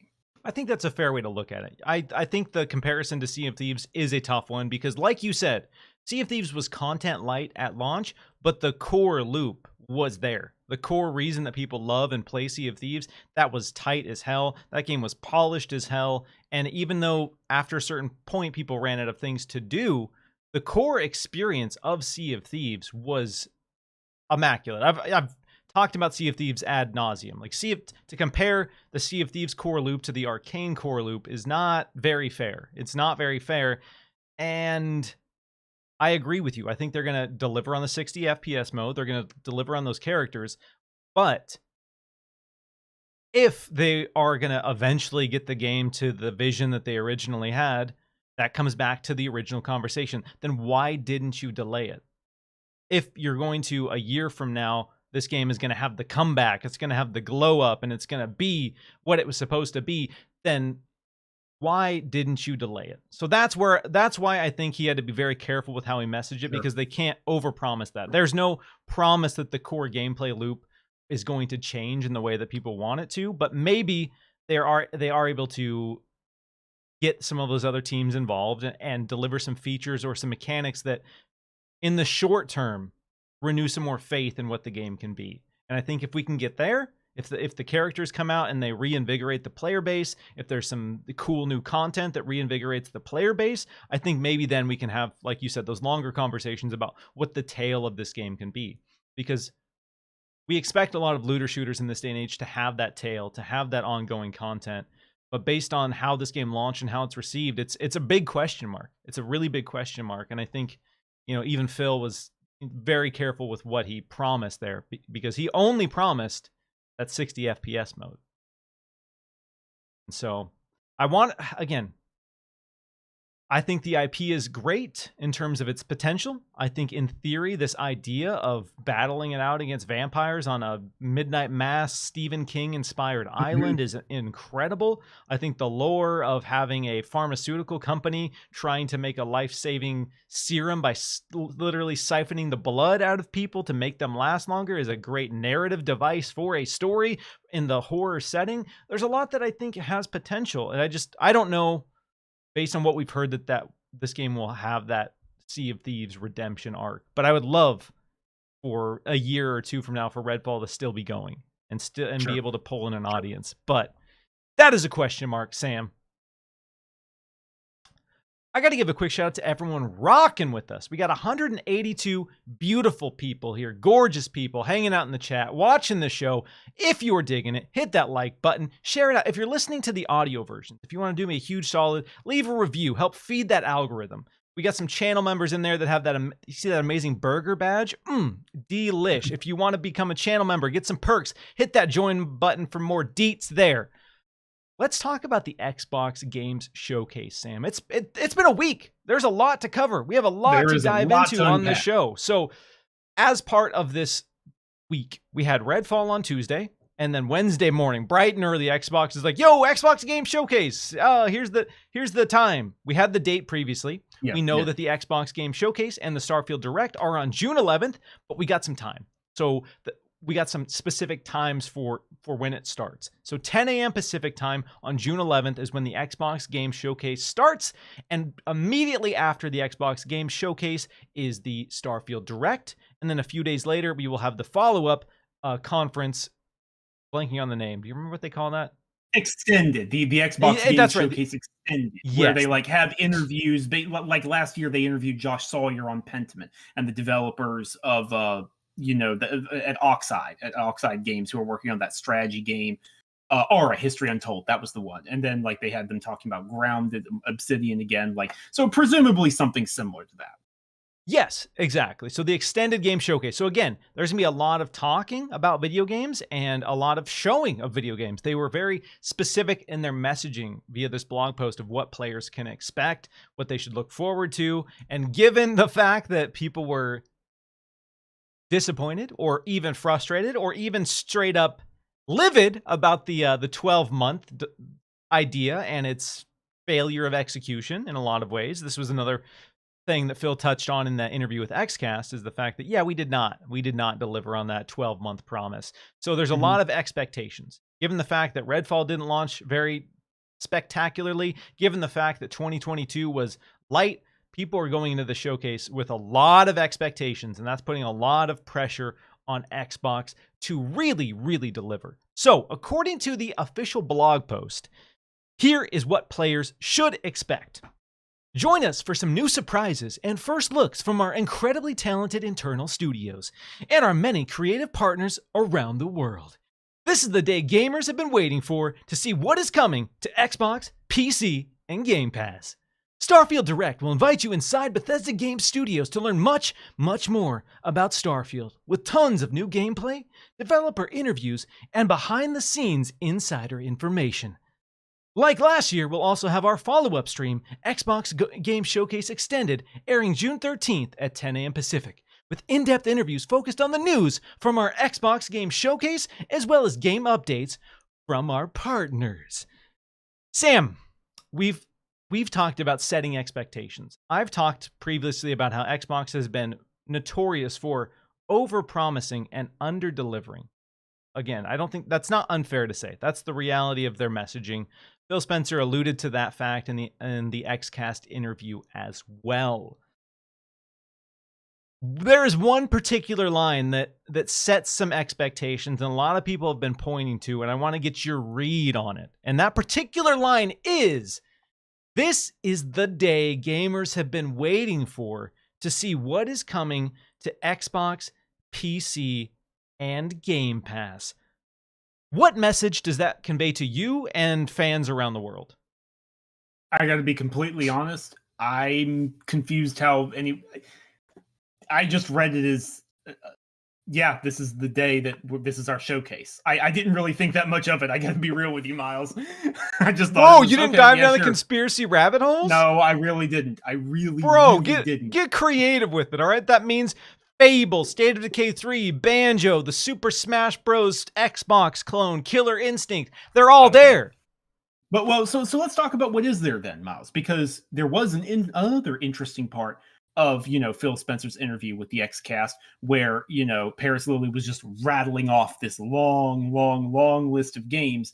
And then Phil said there will be updates to some, he did not say all, but some of the games on your list. Yeah. So Miles, like, some to me implies more than one. That's just the way I see it. Doesn't imply all, but it implies more than one. So what are we getting updates on, Miles? Imagine if the Xbox Game Showcase was one game. How cool would that be? They show one game and they go into the Starfield Direct. Would that be enough? You think fans would be stoked about that? Oh. No. Okay, so yes, I want to read some context there because, yes, Phil Spencer, Paris Lilly had his list of stuff we all know about, our Avoweds, our Fables, our Everwilds, our State of Decay 3s. There's a lot of games that we know are coming that have previously been revealed that we haven't gotten updates on. Hellblade 2. So here's what Phil Spencer had to say during that interview, and then we can kind of talk about what we're expecting to see there. So, quote, "I'm not going to try and oversell the showcase, but I'm very excited about Showcase. We're going to announce some things people haven't seen with new games and show updates for previously announced Xbox Game Studios titles."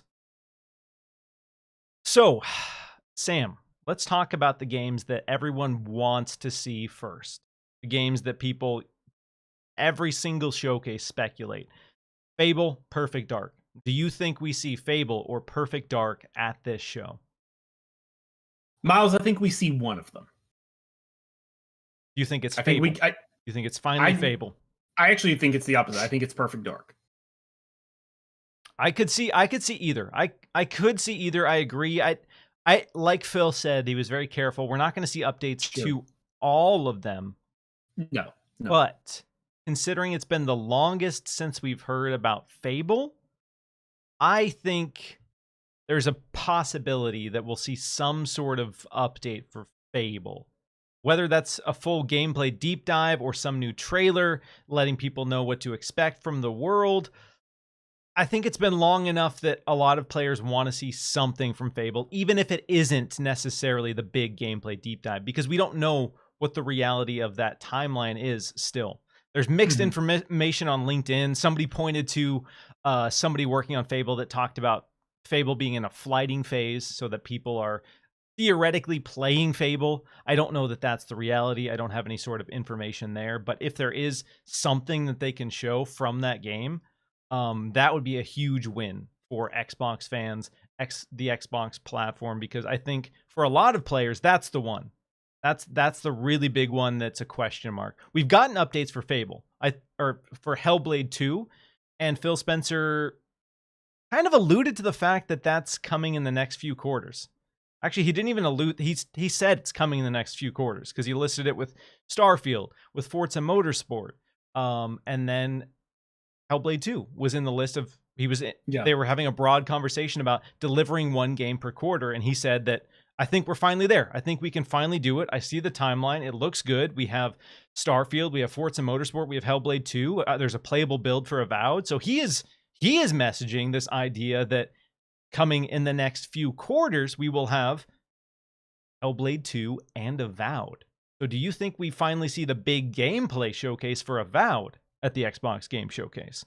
Yes, but I'll jump the gun on you and say Hellblade 2 as well. I think those are the two big ones, and then one of either Perfect Dark or Fable, but not both. I think 3 games, they're updates, big updates on 3 big games with like release windows / release dates for 2 of them. That makes sense to me. That seems right to me. The time seems right. Yes, if Phil Spencer's coming on the Xcast and telling you that he's seen a good build of Avowed, and mentioning it alongside this list of games coming in the next few quarters, if they don't show Avowed at this showcase, I'm gonna be like, Phil, my man. Yeah. You were just talking about setting expectations. My dude, what are It you doesn't doing have to come here? out this year, but like I'm thinking when I hear next few quarters, I'm thinking like, okay, we have the upcoming quarter because this one's about to end in June, right? Obviously. Then we have the upcoming one. You assume Forza Motorsport is somewhere in there, right? July to August, like you assume Forza Motorsport's in there. We know Starfield, September 6th. That makes sense. Maybe you fit Hellblade 2 in at like end of October, early November, somewhere in that range, and then Avowed is first quarter next year. That makes sense to my brain. That makes sense. I can see that. Yes, absolutely. Phil also talked about showing new games the players haven't seen. We know there's a lot of Xbox teams Right. who are working on projects that we have not seen yet. They've been quiet for years. Compulsion Games is the prime example. They've been hard at work since We Happy Few, and we haven't gotten any official updates from them. That being said, they're currently hiring a community manager, which could indicate that they're trying to ramp up the lead up to their next game. And it could suggest that we might see what's next from Compulsion at the Xbox Game Showcase as well. And I think of the unannounced secret Xbox projects, I think that's a big one. Phil also talks about partners, seeing new stuff from partners around the world. So I think there's potential to see, the games like Project Shaolin that we've been talking about for a little while, maybe even the Kojima project. And again, I know people are skeptical or tired of hearing about the Kojima project, but there was a leaked trailer last year for what is likely going to be the Kojima project with gameplay. And so a lot of people going into last year's show were like, yo, are we going to see that?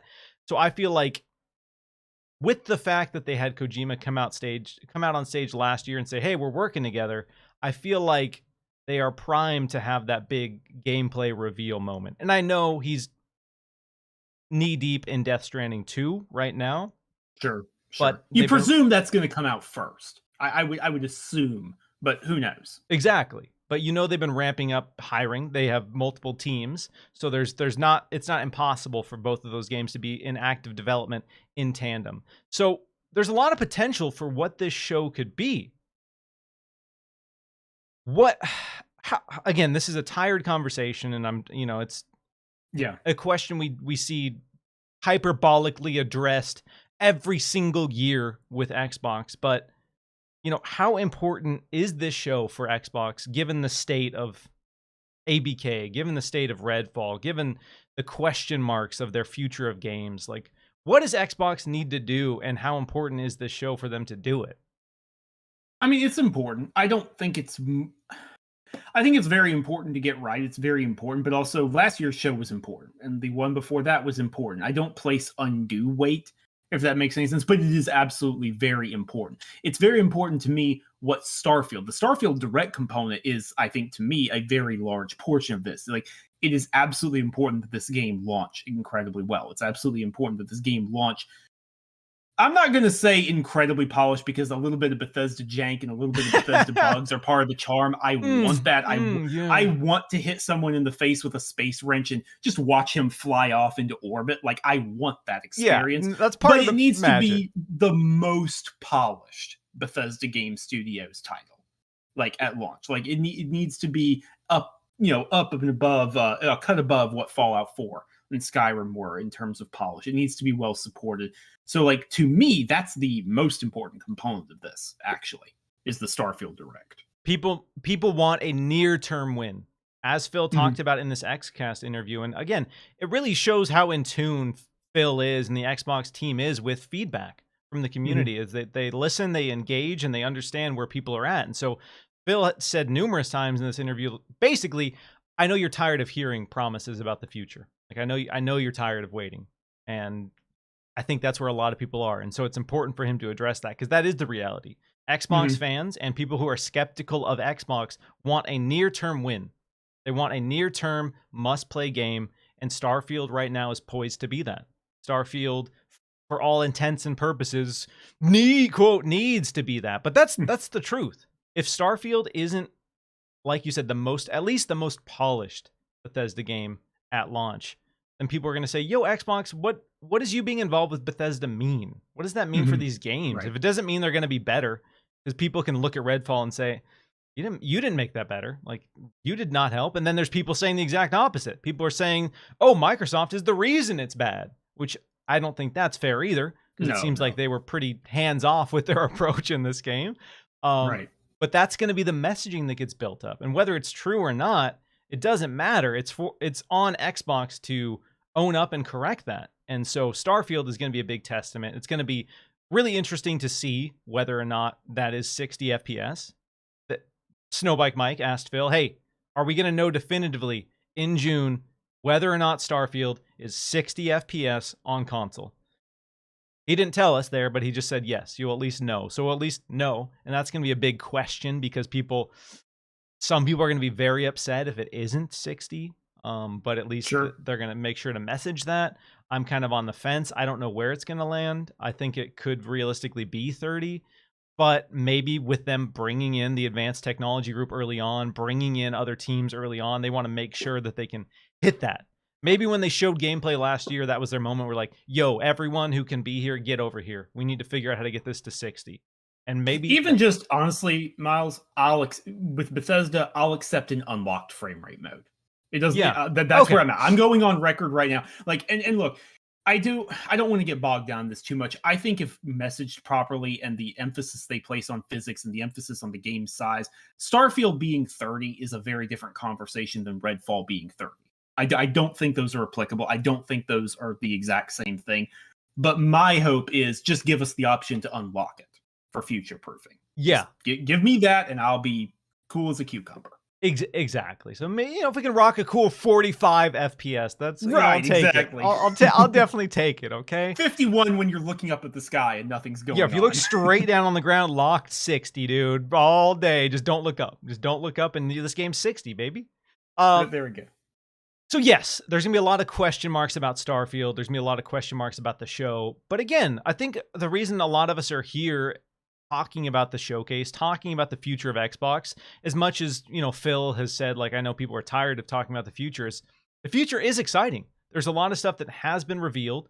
There's a lot of stuff that hasn't been revealed that paint a bright picture of what the future of Xbox game studios can be and what the games will be and what these teams can deliver. And again, for a lot of us, that's the most exciting thing about the games industry is, where games are going, where the tech is going, what these investments, what these massive financial investments are going to mean for the games. And we want them to, coalesce into something beautiful. There's the business reality that's boring. And then there's the art. And then there's this balance of art and business that have to come together to make something that we all agree, like, okay, like it's art, but I'm also giving you $70. So, but I also don't feel bad about giving you $70. That's where it needs to be. Nobody wants to spend $70 on a video game. Nobody wants to spend $70 on anything. But at the very least, at the other side of this experience, nobody should ever feel bad about giving you $70. And that's, I've had people like say point blank that they are really mad that they spent $70 or even $100 on the deluxe edition for Redfall. And if you did, I don't blame you. That's a big ask for a lot of players. So Xbox at this showcase, again, I know people say, wait till next E3. And that day will never come. All right. E3's dead. So now the meme will live forever because there never will be that next E3. And so maybe never going to happen. Maybe Xbox has damned itself to some sort of purgatory because E3's gone and we've had to wait for next E3. Maybe they'll never, ever be able to deliver because E3 will never come, Sam. All right. No. Okay, so I'm going through my notes, making sure I covered all the points. So yeah, again, we touched on the promises of the future. Here's a couple choice quotes from Phil that I really appreciated. And I really appreciated Phil just jumping on the grenade because everyone wants someone to blame in these situations. And it leads to conspiracies about who's at fault, what happened behind the scenes. But ultimately, at the end of the day, it's Phil. It's on Phil. And so I'm glad Phil came out and said, yeah, it is on me, like at the end of the day. So Phil said, quote, the Xbox community should demand a lot of us as a team. We've got the resources to do better. He also said, until you have a controller in your hand and are smiling from playing our games, none of my words should matter. Because a lot of people have said, I'm tired of listening to Phil say the same things every couple of years. Games are coming. Sorry, we didn't deliver. Games are coming. Sorry, we didn't deliver. And so it was refreshing to have Phil come out and say, like, hey, like, I get it. If you're skeptical of us, you're skeptical of me. I get it. That was refreshing. Now, Sam, we got to get to the real spice here. Redfall was spicy enough. The Xbox Game Showcase, that's spicy enough. But as you've seen, if you've been on social media, there's one particular part of this conversation that came at the very end of the interview about Xbox and the console market. And a lot of people are taking this particular moment out of context of the conversation and saying, yo, what's up? Is Xbox giving up? Xbox is throwing in the towel on the console market? What the hell, Phil? I thought we were the big bad, most powerful Xbox Series X. What happened? So, let's talk about it, because I thought that was personally the most compelling and interesting moment of this entire interview, and it was at the very end. So, if you've been in the Xbox camp on the console side, you've probably been disappointed in one way, shape, or form the last couple years. The Xbox Series X and S in a lot of ways are great consoles, but we've seen third-party games perform worse on Xbox. We've seen first-party games perform worse on Xbox consoles. We've had Redfall come out and only be 30 FPS on consoles. And so Snowbike Mike straight up asked, hey, are you shifting the love away from the console? I know you're trying to be everywhere. Your Play Anywhere initiative is pushing people to PC and cloud, but yo, where's the love for the console? Should we not expect that? So Phil addressed the console, and there's some big, huge quotes that are worth covering. So Phil dropped some encouraging and curious comments regarding the company's current standing in the console market. First up, Phil said, we'll definitely continue to make the console experience as great as it can be. But we have a different vision. We want Xbox to be something that people feel like they're full members of, regardless of where they play. So those messages aren't new. This idea that Phil Spencer wants people to go and invest in the Xbox ecosystem wherever they want, whether it's their phone, PC, console. And he kind of alluded to the fact that he didn't want, to make people feel like if they're playing on their phone or PC that they're not getting the full Xbox, quote, experience. But we did get some interesting insights to how Phil feels about the current standings of Xbox in the market versus the juggernauts, PlayStation and Nintendo. With this choice quote, we're not in the business of out-consoling Sony or out-consoling Nintendo. There really isn't a great win for us. So Sam, that particular line is one that's being ran with when it comes to Xbox in the console market. What's your interpretation of that? We're not in the business of out-consoling Sony or out-consoling Nintendo. I would have thought this was obvious back in 2018 when they made the shocking announcement that every first-party game would be on Game Pass day one. That's where my mind went.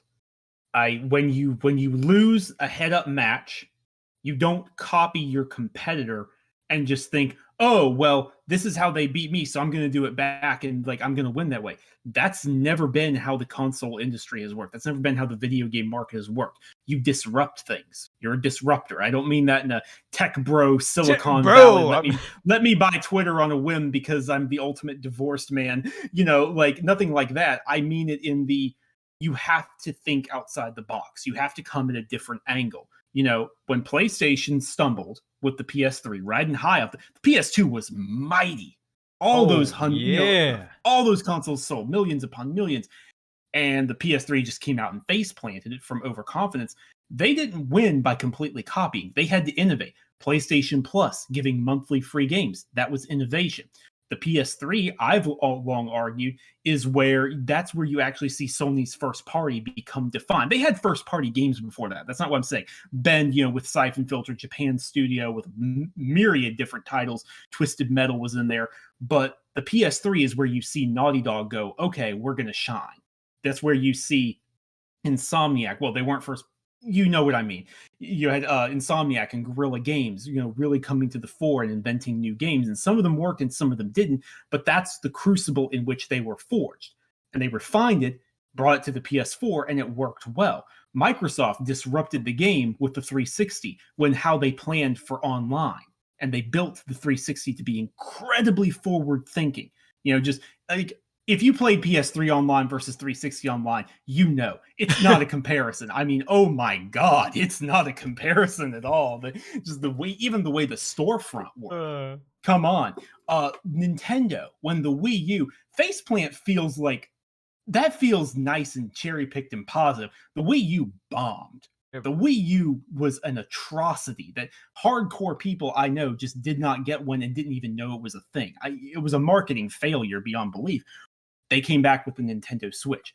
This is long-winded rant is brought to you by the concept that, yes, what Phil is saying is correct. They lost, and they did lose a very important generation. I've seen a lot of people ignoring that context, but that was part of what he said, Miles, when he talked about people's digital libraries being solidified. So, obviously, they need to deliver great games. That's not up for debate, okay? Obviously, Starfield needs to be an incredible game. Hellblade 2, Avowed. They need to be incredible games.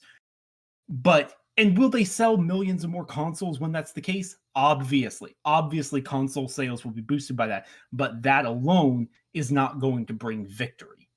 That's what Phil was saying. Their business model has changed. And it can give them some key advantages as more things in the video game industry do change. And perhaps Nintendo and Sony aren't looking forward in that way.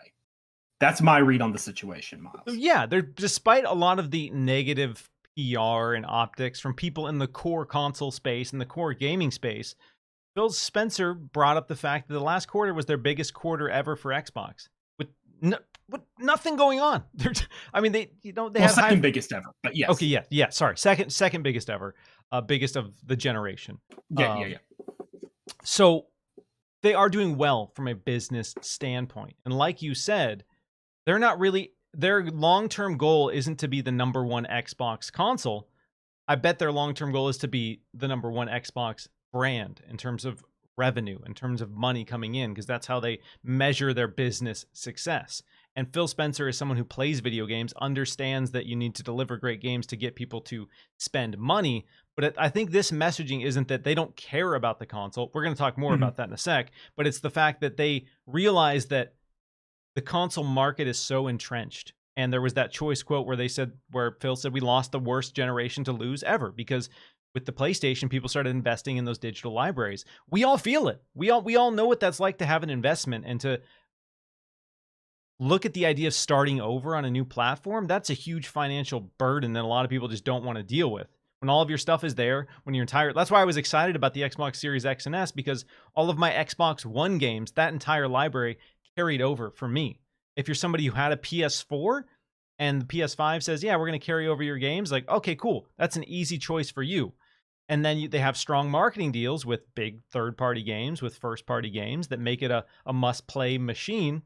And that's PlayStation's business model. They want to be the number one console. They have built their entire business around being the number one console. The hard reality for Xbox that I think a lot of people try to downplay is that for Xbox to be the best console, if they wanted to follow in the footsteps of a Sony, of a Nintendo, they would have to do every single thing better than Xbox or than PlayStation and Nintendo for years and years and years and years consecutively on the console side. And that is such an ask, because we cannot pretend like PlayStation and Nintendo are fumbling right now. We can't pretend like PlayStation and Nintendo, regardless of how you feel about their ecosystems, aren't delivering for fans. There's a reason they are selling games by the millions, selling consoles by the millions, because they are delivering experiences that can only be played there. Xbox has to look at that and say, damn, that's a compelling offering. All right, what's an offering that we can do short term? What's an offering we can counter short term? Because long term, yeah, maybe there is a world where they can pull market share and mind share, but that's not going to keep the business afloat. You can't say, yeah, in 10 years from now, we'll eventually get there if we just spend billions and billions and billions. They need to have that money coming in now. So when they can go where you are, when they can go to your PC, they can go to your phone, they're bringing games to you. It doesn't incentivize the console as much, which if you're in the console war space, that's disappointing. You don't have your console number metric you can wave around on Twitter, which, sorry, that's a bummer. But it doesn't mean that the business isn't healthy, and that doesn't mean there isn't a strong future for the platform in games. Phil and the Xbox team just understands that PlayStation and Nintendo bring it. They bring it hot and heavy, and they have passionate fans that, you know, what Phil say, even if Starfield's an 11 out of 10, that's not going to necessarily get people to sell their PS5. And that's true. That is 100% true. Starfield can be an absolute slapper, banger, greatest game of all time. And the hope there is that PS5 homie is going to look at Starfield and say, damn, maybe I need an Xbox. Not that PS5 homie's only going to buy his games now forever and on the Xbox platform. That's just the current state of the console market. So we got to talk about the games. Actually, sorry, before I move on from the console and we talk about another quote that is really worth diving into, I do want to say it's not all doom and gloom for the Xbox console space, because two very important quotes, very critical, important quotes are being ignored in this conversation. And one is, console is the core of the Xbox brand. Phil Spencer says that console is the core of the Xbox brand in this interview.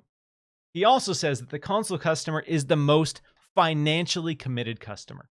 So, we just talked about how this is business. It's about making money.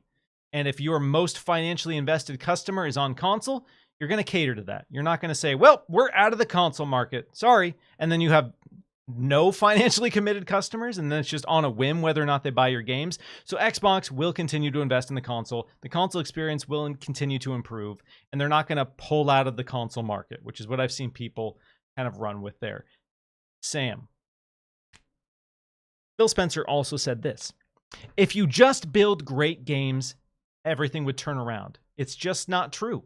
If we just build great games, you're going to see console shares shift in a dramatic way. Doesn't lay into the reality of the average consumer. So we talked about this a little bit, but Phil Spencer is saying that when it comes to success in the console space, specifically in the console market, when it comes to earning back market share and mind share, it's not just about building great games. How do you feel about that? Some people are riled up. Some people are saying, Phil, you were dead wrong, brother. I think it's correct. I think it's a little hyperbolic. I think it's a little bit of a hyperbolic statement, because I think great games, quality games, are a very large chunk of it. It is a very large portion of the equation. But he is technically correct that it's not the only thing that matters. Yes, and I think the important part of this conversation is the hard reality, as I touched on, is for Xbox being in third, they can't just deliver great games to be in first. That's not how they would be in first. And I don't know if they have any illusions of being in first in the console market per se. Building great games is fundamental to your platform and your brand.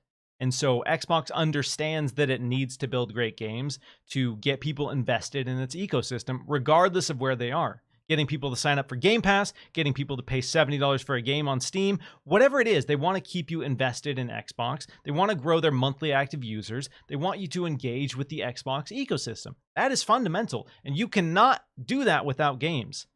And again, we talk about short-term versus long-term. If Xbox can consistently deliver these big games, they always talk about the once per quarter thing. If they can continue to do that, that will get more people to invest. And then the people who've been skeptical or haven't needed an Xbox or haven't cared to subscribe to Game Pass, they find themselves connecting with the platform more. You find people maybe changing their habits, and that's going to grow Xbox's market share and then potentially set them up for more success on the console side. Because if you're more invested in a brand, chances are you're more likely to buy their hardware. They understand that. Phil Spencer says the console customer is the most financially committed. And that's why the PlayStation audience is so passionate and so diehard, because people love PlayStation games, and they're going to buy whatever hardware PlayStation puts out because PlayStation has set this quality standard that games on here are going to be bangers, as the kids say. And if you want to play the bangers, you got to buy a PS5. Xbox is a little more laid back, and they're like, hey, if you want to play cool Xbox games, you just need to either be on Game Pass or have a Windows PC. That's like pretty much it. Like, we're gonna come to you, all right? You don't have to buy an Xbox. It'd be cool if you did. It'd be pretty nice if you did. We'd appreciate it, but you don't have to. And as we look towards the long-term future, it's hard to say what's going to be the right call, because I think in 10 years, the console market as we know it is going to be unrecognizable. The traditional console space, as we see disruptors with the handheld gaming sector, as we see disruptors like the Nintendo Switch, as we see subscription services, as we see cloud gaming, all of these different avenues are happening at the same time. And it's making the future of dedicated console as your only business driver a big question mark. A really big question mark. And that's why PlayStation is doing PC releases. That's why PlayStation is investing in games as a service titles. And they're investing in multimedia, film and television, because they want to have that diverse revenue stream. So it's hard to say what the future is going to be. What do you think is the right call, Sam? Who's right? Who's wrong here? Hindsight is 2020, Miles. Come on. Come on. I think you can look at the fact that there was a couple of different pain points that Microsoft and Sony seem to agree on. They seem to agree on multimedia. Sony obviously has a huge head start in that regard because of their connections in Sony Pictures and just the nature of other divisions working in film and TV. But Microsoft, they are working on TV shows. They are working on films and stuff. The Coalition working with Netflix on a Gears of War movie and an animated show. You have that Fallout TV show that I believe just finished filming. Someone could correct me on that if I'm wrong, but that just finished filming from some, a lot of money being poured into that at Prime. I know that the Halo TV show is contentious with Halo fans, but you and I have talked about it before. I liked it for whatever it's worth. But it's getting a second season. It was very successful. And then you have PlayStation doing a ton of that stuff as well. So I think they actually have a lot more overlap than people might admit at first, Miles. This is kind of what I'm getting to here. There's a lot of things that they're both interested in. Like you said, Sony is finally getting around to doing PC releases. Not quite day one, but they're doing them. They're doing them, and Herman Hulse, the head of PlayStation Studios, has flat out said, like, look, for live service games, it's going to be day one. That's how it's got to be. That's how it's going to be. Some of those will be successful. Some of them won't. I'm curious which ones are which. That's how the game goes. I think if you look at it's impossible to cast a crystal ball and say like what exactly is going on 10 years in the future. But I think the key differentiator is that Microsoft is better set up for cloud gaming, and we'll see how far that ends up going. I have my reservations, but who knows? As Phil Spencer himself has stated, at the end of the day, like it's about getting a game in your hands that makes you happy, makes you feel something. And that's why so many people connect so strongly with video games, is because there is the investment from you as the player. You are connecting with this piece of media on a way that even film and television doesn't offer. And that has value and that has weight. So Xbox does need to deliver great games. That is absolutely their mission strategy. But when it comes to the dedicated console being it, as we even see from Nintendo, sure, their main focus is you buy a Switch, you buy the games, but Mario movie just did $1 billion in the box office. Nintendo is also launching a suite of theme parks around the world, which is just going to be this, just cash cow, baby. Bring in that dough. So even these companies who we look at and say, oh, they're behind the times, they don't really get it. Like they have other revenue streams. They're going to ensure that they can continue to make great games and continue to get you to buy merchandise, to go to. Super Mario World is something I will be going to without question. Absolutely. I need to experience that.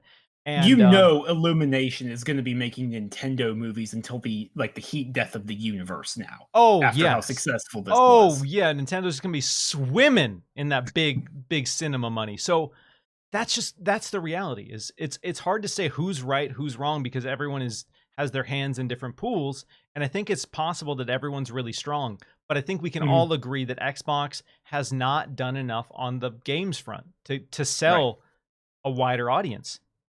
Because the platform is there, the subscriptions are there, the ecosystem's there. There's a lot of components that they have gotten right. So arguably some of the hardest components to get right, but then the games are a question mark for some people. And so you can tell Phil's frustrated in this interview. You can tell fans are frustrated if you go online. They just need that consistent flow. And if we can have a couple back-to-back hits, if we can go into Starfield, into Hellblade, into Avowed, that timeline, if all of those hit, I'm sorry. Like I don't care where you prefer to play. It's going to be hard to ignore all of those games. Yeah, like if all three of those games, and I believe they will, Miles. I'll say, will if this doesn't end up aging well, all right, that's a problem. But I'll I take the believe L. I'll take the L. But I personally believe all three of those games are going to be bangers. I do believe it. And if that's the case, like, are you going to tell me with a straight face you're not going to get a Series S to just play some games on the side? Oh, okay, I have trouble believing it, but all right. Yeah, and we'll see. There's a lot of Xbox fans on the show. I talked to a lot of Xbox fans, but the hard truth, and I know the Xbox leadership team knows this, they haven't done a good enough job making the Xbox platform in terms of its games unignorable. They talk about big engagement with stuff like Age of Empires, Minecraft Legends, which is important, can't be understated. Sure. But they haven't had anything that's been the pop culture force that it needs to be to get every single person talking about it. They haven't had Hi-Fi Rush was a good blip. It was a good start. blip. Absolutely. It was, yeah, there's no denying Hi-Fi Rush was a strong start to 2023, but they haven't had that Spider-Man moment. They haven't had an Elden Ring moment. They haven't had a moment that everyone is talking about their game in a very, very long time. Unless you count people complaining about Halo Infinite or complaining about Redfall to be those moments, which everyone's talking about the games for a different reason. So there is potential. The future is bright, and I'm still excited about having an Xbox Series X. I'm not going to sell my Series X, but again, I have PS5, I have a Switch, it's all there.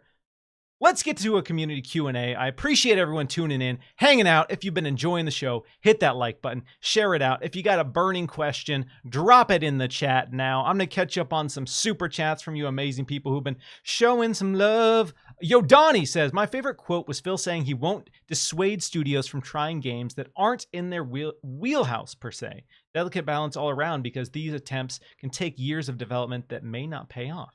Yeah, we definitely touched on that. Absolutely agree. That is one of my favorite moments of the interview is Phil saying, yo, I'm going to take some risks. I'm going to encourage people to take risks, even if it isn't a guaranteed hit. And I respect that. Respect the hell out of that. Nick W., a similar super chat regarding that, says we wouldn't have Hi-Fi Rush. Yeah, let's go. Hi-Fi Rush. Another one. Yeah, like if you had told me, if you had shown me Hi-Fi Rush, but stripped away all the logos and said, Sam, an Xbox and Bethesda studio made this. Which one do you think it was? I wouldn't have guessed Tango Gameworks. I'll tell you that right now. Like, Tango, are you kidding me? The horror guys? No. But there you go. And look at that. And Tango Gameworks is now, I would say, in the spotlight in a way they have never been before. As much as I love The Evil Within 2. I love that game to death. But Hi-Fi Rush put them in the spotlight. Exactly. And so that is the beauty of game development. Pentiment, you touched on that one earlier as another weird radical experiment. Grounded, another weird radical experiment from a team you wouldn't expect. Even Sea of Thieves. Nobody on Earth expected Rare to make an open world pirate MMO. Like that wasn't in the cards. That wasn't in the timeline. But it's important that they have the chance to take risks because there are passionate people who want to take those risks, and that's why they're in game development. That's how you secure talent. That's how you get people excited about the future. And that's how you keep passionate creatives on board with you. If you empower their ideas and help them champion what they want to do. And more importantly, if you can empower those ideas and support those ideas with funding and resources, there shouldn't be a world where people say, nah, I'm good. I don't want to work with Xbox because they didn't deliver for me. They didn't give me what I need. That shouldn't be something any high profile, talented game lead should say about working with Xbox. And I think if all things go well and these games start shipping in the way that they're supposed to, it should be some goodwill and some good PR for Xbox game studios. But again, as Phil said, until we get those games in our hands, gotta just, we can't take everything to heart. All right, so this is from Gold Shell, and this is, I guess, more of a comment. And I'm curious to get your read on this. Okay. So Gold Shell says, I think it's time for more AAA developers to adopt the beta format, especially for PC. Even games on almost flawless engines from Capcom, Exoprimal, Street Fighter 6, and Blizzard, Diablo 4 and Overwatch 2 are running betas to tune performance. Even 343 Industries had a beta for Halo Infinite. Too many games are releasing on all platforms with major issues. In theory, I think a beta is a have your cake and eat it too opportunity where you can get feedback without the Metacritic review bomb word of mouth, or social media backlash. I want to take that comment. I want to tie it back to, let's use Redfall as the prime example. With a game like Redfall, do you think a beta period could have helped it? And do you think maybe even launching it in an early access type format would have helped it as well? Okay, so I'm going to break that in two parts. Beta, yes. I think a limited beta, it could have even been closed by like invite only. Like not everyone gets in, you have to submit and they select 1 in 10, something like that. I don't know. There's smarter people than me that can figure that out. That should have happened a few months ago. Absolutely. Maybe even like last fall. When the game was originally supposed to come out, I will remind you. They could have done something like that, and like, would this? It wouldn't make things perfect, but maybe you can test and test and test, and you can test and test and test. But at the end of the day, you're not going to get every single problem. You're not going to identify every single problem until it's in people's hands. That's how things worked. I know Halo Infinite had a tail content issue. I stand by loving that game when it came out. Oh, it felt so good. I stand by the quality of that campaign. I stand by the polish that the multiplayer mode had at launch. Okay, I stand by all that. And the flighting that 343 Industries did, that had a lot to do with it. That had a lot to do with ironing out those kinks. So it wouldn't have taken care of every issue, but I do think that is a good idea. Obviously, it's a little bit different when it's just a single player game. That's a little bit of a different conversation for multiple reasons. But any kind of multiplayer game, any kind of online functionality, like yes, you need to have a beta, even if it's closed. I agree. As for you brought up like early access launching into preview as well. I don't love that concept for high-end games. I think it works for something like when you're a first-party developer, I think it works for something like Grounded when it's explicitly, hey, this is a tiny team doing something very experimental. Like, I think that's okay. I think it works in that very specific situation, but not at a game you're intending to sell for $70. Not a triple A experience. I don't like that, and I don't think you should do that. I think it's important to have that balance. I agree. Grounded and survival games in general, they kind of ebb and flow with what the players want. You have a sandbox, you have an experience, and you cater to what the hardcore and the survival community, for the most part, is very engaged with that. And they have strong ideas of what they like, what they don't like. And that allows you to, iterate quickly. And a small, nimble team like Grounded could look at fan feedback and say, all right, people want this, people like this, let's focus on that. And they can quickly make changes because it's a smaller team, smaller scope project. When you have a huge, big budget game that's been in development for 4 or 5 years with 100 people and it's a AAA $70 game, it's a harder ask to come out the door and say, hey, eventually this is going to be good. Like, we need your $70 now. And then we promise we'll make it good. And like, the reality is sometimes those promises aren't fulfilled. And so I agree. I don't want every single game to be in an early access state, but I think earlier betas for Redfall maybe could have helped shift the focus and priority for the development earlier on. Maybe if they had a beta when it was supposed to launch last summer, players could have said, hey, this is what I like, this is what I don't like, and then they could have used that feedback earlier on to help shape the experience into something more enjoyable. But again, these types of games have focus groups and test groups and all of these people behind the scenes to kind of vet and make sure it is a good experience. So I don't know. There's no guarantee that any game coming out the door is going to be a hit. There's a lot of work that goes into getting a game out the door in general. But I agree. Betas can go a long way in tightening things up. Yep. All right. Sam, we did it. We ran through the gauntlet. We covered all of the biggest, juiciest Xbox news, quotes, and stories of the week. One more time, I gotta give you a shout out for hanging out, keeping your streak going as the #1 Xbox Chaturdays guest, the greatest track record in history. Appreciate you, man. For the people joining us, hanging out, one more time, let them know where they can get a hold of you. Yeah, so as long as it remains a thing, you can find me on Twitter at Samuel Tolbert, just my name. It's real simple like that. And you can find all the work I'm doing over on Windows Central and on Inverse. And I mean, Miles, thank you. I'll never ask to come on, but I always appreciate when you ask me. Even if it's in the middle of the night, I'm trying to get a good night's sleep for once. There's no sleep on my watch, all right, Sam? No, but I appreciate you, man. We always have great conversations. Always love having you on. Huge shout out to all the people who are hanging out, joining in the conversation live, showing support via super chats, channel memberships. Again, that stuff means a lot to what I'm doing now that I'm just a little independent creator. Yeah, I am working for IGN as well, but when it comes to my side hustle, my little channel over here. All of your comments, your likes, shares, subscriptions, all of that great stuff. It does mean a lot. It goes a long way and keeping me, keeping that hope burning, keeping that spark alive. So appreciate all of you. Once again, if you haven't already, join the Discord. There's a link in the description for the video version and the audio version. If you dug the show, let me know. Leave a review for the audio versions. What else do I got to plug? Oh, buy that merch, boy. Check out that merch if you haven't. And with all of that said, have an amazing weekend. Have an amazing week. And I'll catch you next Saturday. Take care, everybody. Take care.